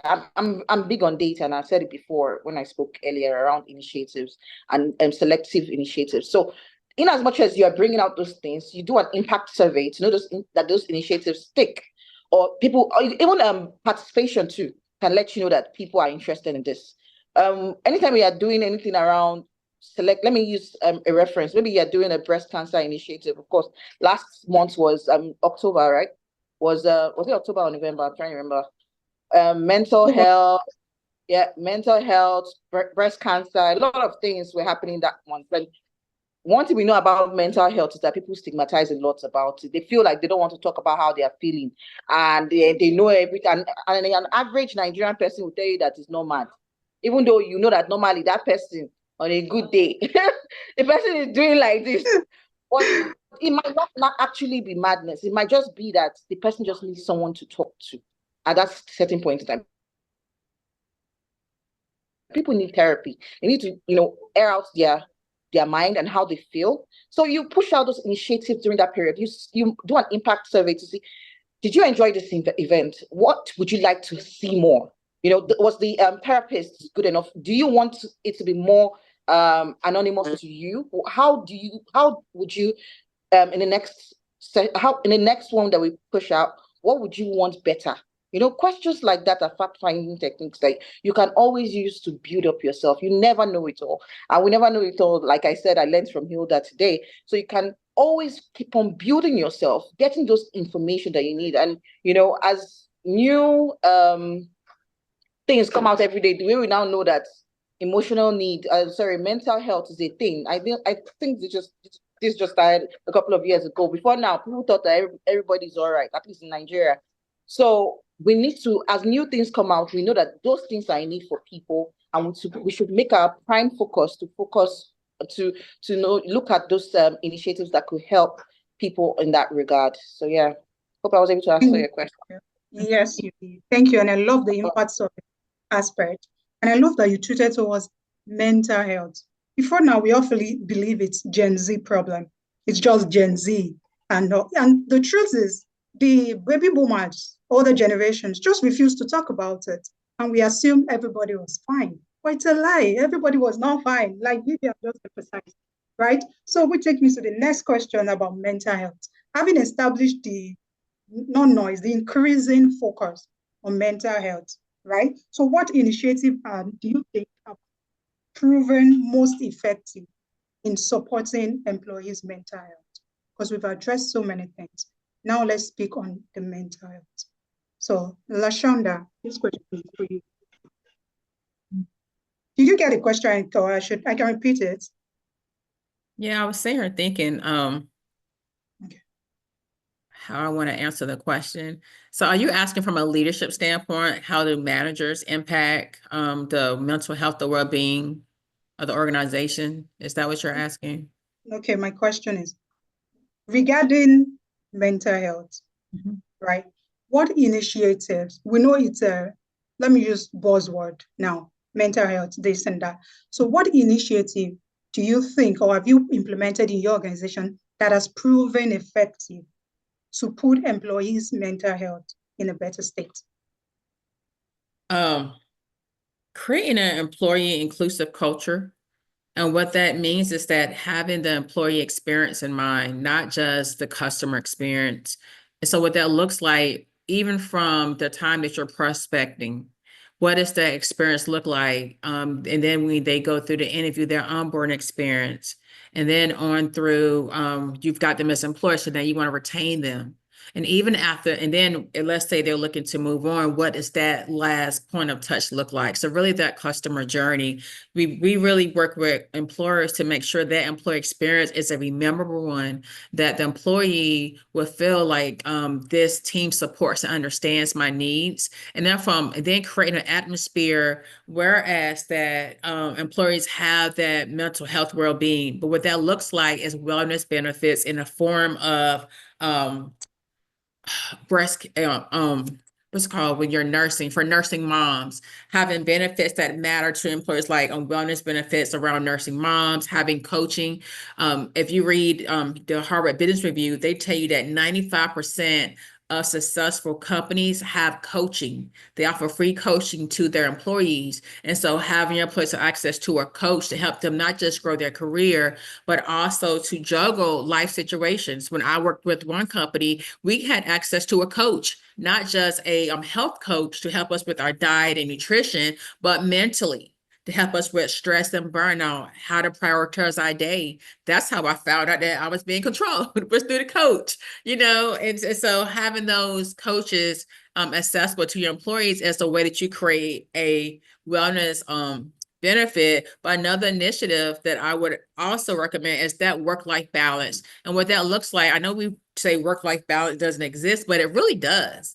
All work-life balance is making sure that all employees have the flexibility to do their best work without burnout. When you have a balance, meaning you can do your work, when you go home, you're off. You're not logging in. You're not looking at emails. You're not answering phones. You're able to focus on your family, your personal goals. So that's where that balance comes in. You're more able to relax or volunteer. Having volunteer initiatives for the organization is another way with the mental health well-being initiative, because employee organizations that have volunteer hours for the whole company, employees then are able to get out the office and make an impact. And we know that 65%, according to Harvard Business Review, also have stated that companies that have volunteer hours or community initiatives or social impact initiatives are more productive. They are more profitable, and employees are more engaged because companies care about them and what matters to them. So really focusing on social initiatives. When, for example, we had the George Floyd incident here in the US. And so companies that cared offered additional support for employees. They had offering flex hours. If you needed to work a flex day, instead of working 8 to 5, you could work 3 hours on, come back later in the day, work the rest of your shift. So being flexibility, even with scheduling, benefits, making sure that you have maternity benefits, menopause benefits for people who are going through life changes. And then if you're going through something like a surgery or cancer, making sure the benefits make sense, especially with PTO. Paid time off should not mean that you're taking paid time off, then you're answering your phone. You really should be able to disconnect. So making sure that your initiatives are employee centered. It helps you to create initiatives and strategies that matter to all the employees, so they're not burnt out, they're not looking for another job, and they can really provide an experience that's remembered for your customers. Sorry that was long-winded, but I truly love equipping employees with what they need to grow. But I really want leaders to understand that as a manager and leader, it's our duty to make sure we create a culture that makes employees want to do their best work. And that really boils down to the initiatives that we have, which is why I also think there should be a charter, not just a team charter, but also what is the organization initiatives. And you can put it in the form of a charter that every employee that on boards has to sign, understanding that we value time off, we value your health benefits. So you have, like she mentioned earlier, being able to get a breast exam, being able to participate in a walk. All of those initiatives are so important for any thriving work environment. Sorry it was so long-winded, but this is something I'm really passionate about. Or it was worth it. It was long, but worth it. I love it. Thank you so much for also emphasizing the role of leadership in this, that we must also create initiatives that truly the employees can see, okay, they are for me. I love the social initiative you mentioned. I love the coaching aspect, even though you feel you are being pushed to a corner with the coaching on the job. Or I love that. And I think you also, you mentioned work-life balance, right? Which is a thing Yeah, I'm aware, or people say it's not a thing, work-life balance. In fact, study says it is now work-life harmony, that we cannot even get to balance work and life. We need to find out to harmonize it. So, okay, when you shuffle this, you move this, but that it can be balanced, it's a no. All right, so thank you, ladies, for your time. I really appreciate. Thank you so much. So to wrap up this section, I would like to take that's the last word to wrap up your thought about the topic. So starting with Yuda. All right, thank you. Thank you very much. It's been an interesting chat so far. For me, I would just like to speak to the part of the first line managers because that's one thing a lot of people, a lot of managers or people who lead teams think HR is the only one who can take care of their direct reports or their employees. But one thing they seem to forget is that your line manager is your first HR manager. Before any HR representative, that's your first HR manager. Because so as managers, they're supposed to create a room and a safe space for people to be able to, express themselves if they have some issues going on. Because there is no how Hilda is not feeling at her best, that manager expects you to give 100%. So one thing is they have to be able to create an avenue where people are free to express themselves. Or you have to believe that, because it's easy for you to detect these things early on than when it has gone into the final stages of things. So as line managers, we should really look out for our team members, create that safe haven where people can speak on and, give them time to really take up time if it's necessary. So that's just one thing I'd like to speak to. Thank you. Thank you. So moving to Lashonda. I'm sure you're good. Okay. I feel like I've been doing a lot of talking, so I was hoping I was going to go last. So you just give us a wrap up of your thoughts on this topic.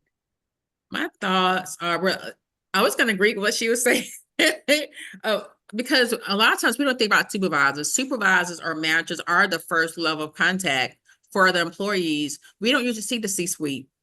Now, a great C-suite is out there to be seen and touched. They walk by and say hi, and they're in the meetings. They're walking through the hallways. They're getting to know you, which a lot of times doesn't happen. And so I would say something I want to make sure I understood the question. A few tidbits I would say is making sure they're all leaders, really care about your employees. Because if we're honest, we all have had at least one manager or seen leaders in a company that are not empathetic, that are out of touch of what employee needs are. And so when we're hiring and even recruiting or retaining talent, making sure that they are in line with the company values, and then making sure if we see that there are areas for them to improve, communicate that. Don't be afraid to pull them aside, say, hey, I noticed your conversation was a little bit, it could use a little bit of refining. Let's come in and talk about it. And then let employees know that it is okay to say you're uncomfortable. You want them to feel okay to say, I'm burnt out. My caseload is too heavy.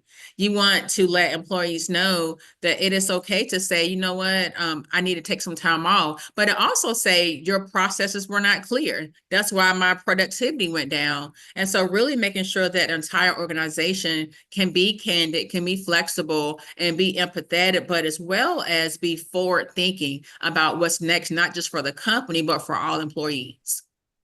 Thank you. Thank you very much. So Vivian, please, your last thought on this topic. All right, thank you. So I'll just say something briefly, right? The main focus for enhanced well-being from the HR part, like Lashonda mentioned, things around socialization, letting them know what. If you're looking at the little strategies, things like leave utilization, when you check your reports, are people really going on leave? It's not even about even going there, because I know when I was doing my report earlier, I had to also assess.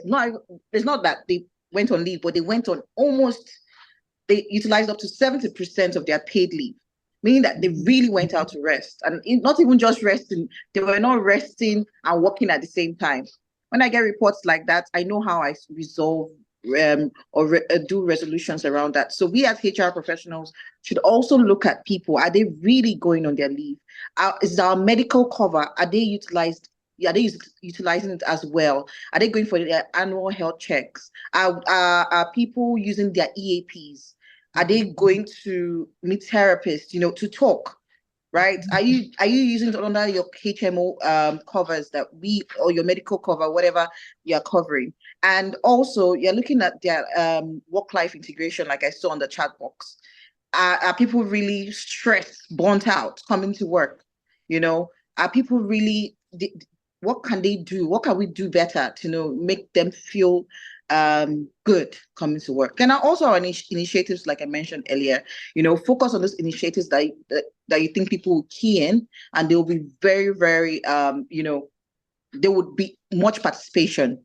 There's the engagement there, right? So those 4 focus are my main focus when it comes around well-being. And I think that we should also, there's still a lot more, but we should just focus on making sure that from our own part, we have done our due diligence, and we're also preaching and pushing the culture, like Hilda said, for line managers also to be aware and allow people air their thoughts, be able to meet them, not feel cowered down, and and yeah, you will get that. I know that EI scores, sometimes when we get our results, we're like, what have we done this year? What have we done this 2 quarters? But let us look beyond that. From your own perspective, have you done all that you can as a HR professional to make people feel good coming to work? All right, thank you. Sola. Thank you so much. Thank you. To wrap this up, I would say, so what my takeaways is, before I ask the audience, number 1, to empower engagement through wellness, we need to first know that we are leaders, right? And then create a safe space for people to speak up. Create a space where people can trust that when I give feedback, it is safe and it can be worked upon. It is also important that we measure whatever initiative we put in place to be sure, put ourselves in check, like the impact survey, not just say because we've had taken the information and data we need, we believe is working, since it's what we've already agreed upon. It's okay to check, do some impact survey to know if we're actually meeting the result. So thank you very much, everyone. I really appreciate your time. So to the audience, that's the participant, thank you so much. I don't know if anyone has questions, any major takeaways in the chat, please share. Okay, now let me go to the chat room.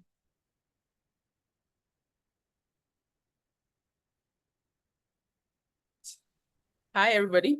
I just wanted to say that was an amazing, amazing session. Thank you so much, Hilda. Thank you, Vivian, and thank you, Lashonda. That was amazing. I'm like, all these gems that we could have missed if we didn't have this session. Just, listening to the role model factor, the data analytics that Vivian was sharing, and just the insights that just allowed Lashonda's passion for building workplaces that employees love was really great. Thank you so, so much. This has been really, really good. So can we just put it in the chat and let them know how much of an insightful session this was? So I think that the mentee that we had that showed the word cloud for insightful was not wrong. It wasn't wrong at all. When the mentee was showing us that people are having an insightful session, it wasn't wrong. So thank you so much. Thank you, thank you, thank you. Super, super amazed. Super, super amazed and awesome. Thank you so much, Chibuzo. And thank you for being an engaging and an interactive audience. Really, we must say, and I must comment that we've been an interactive audience. We've engaged throughout, in between all of the breaks and all of that. It's been awesome doing this. I know that we're supposed to have another session after this, but unfortunately, our speaker is not able to join at this time because of the change in timing and the bit of delay. She had other engagements that she had to show up for as well. So she's made a promise to us that she's coming back next year. But she's not going to wait till the next Apex 2025. She's not waiting till then. So she's going to be coming back when we have our masterclass. Like Dr. Temi was right on point when he spoke about the masterclass, because we already scheduled that for next year. So you see that good stuff are coming your way. And we're going to tighten our security, our cyber security then, so that all of this will not happen again. But look out for emails that will be coming to you regarding a masterclass.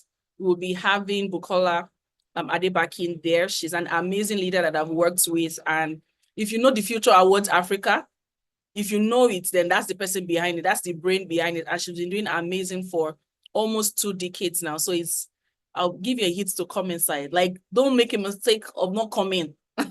Make sure you are there. And then we'll also have Dr. Gift come back, because she said, you know what, I think that people deserve a much better outcome in terms of knowing AI and performance management. So Dr. Gift is going to come back and redo this session for us. And we're going to be having a hands-on session with her. So you want to look out for that as well. And thirdly, we're having a hands-on workshop for all of us that want to start planning for 2025 on what are the things that we should start doing, what are the strategies that should put in place, how do we start to measure, what should we start to measure, our strategies, even what's following and what pursuing. We have an amazing person that is right here now that's going to be taking that session for us. And I cannot wait to see all the big things that will be happening for myself and all the people that have supported. Thank you, Busola. Thank you, Amarachi. Thank you, Dolapo. Thank you, my ED, Olusheye Ashuru. I see them. And all the Families Are Rising crew. Thank you so much for being a part of this. Thank you for your support. Thank you for, just helping us manage the stress. Thank you, Tammy. And all the speakers, Lashonda, Hilda, Vivian. Thank you, Dr. Tammy, as well. Thank you, Dr. Gift. It has been a mind-blowing session. It's been a mind-blowing maiden edition. It only shows that there's so much more to do, and there are so many outcomes that we can possibly get. And this is just the beginning, because the sky is not the limit. The sky is the starting point, and we're really close there. So from me and everybody on the team, and from all of us at HR Consulting for Africa, we say Merry Christmas and Happy New Year in advance. And we see you next year.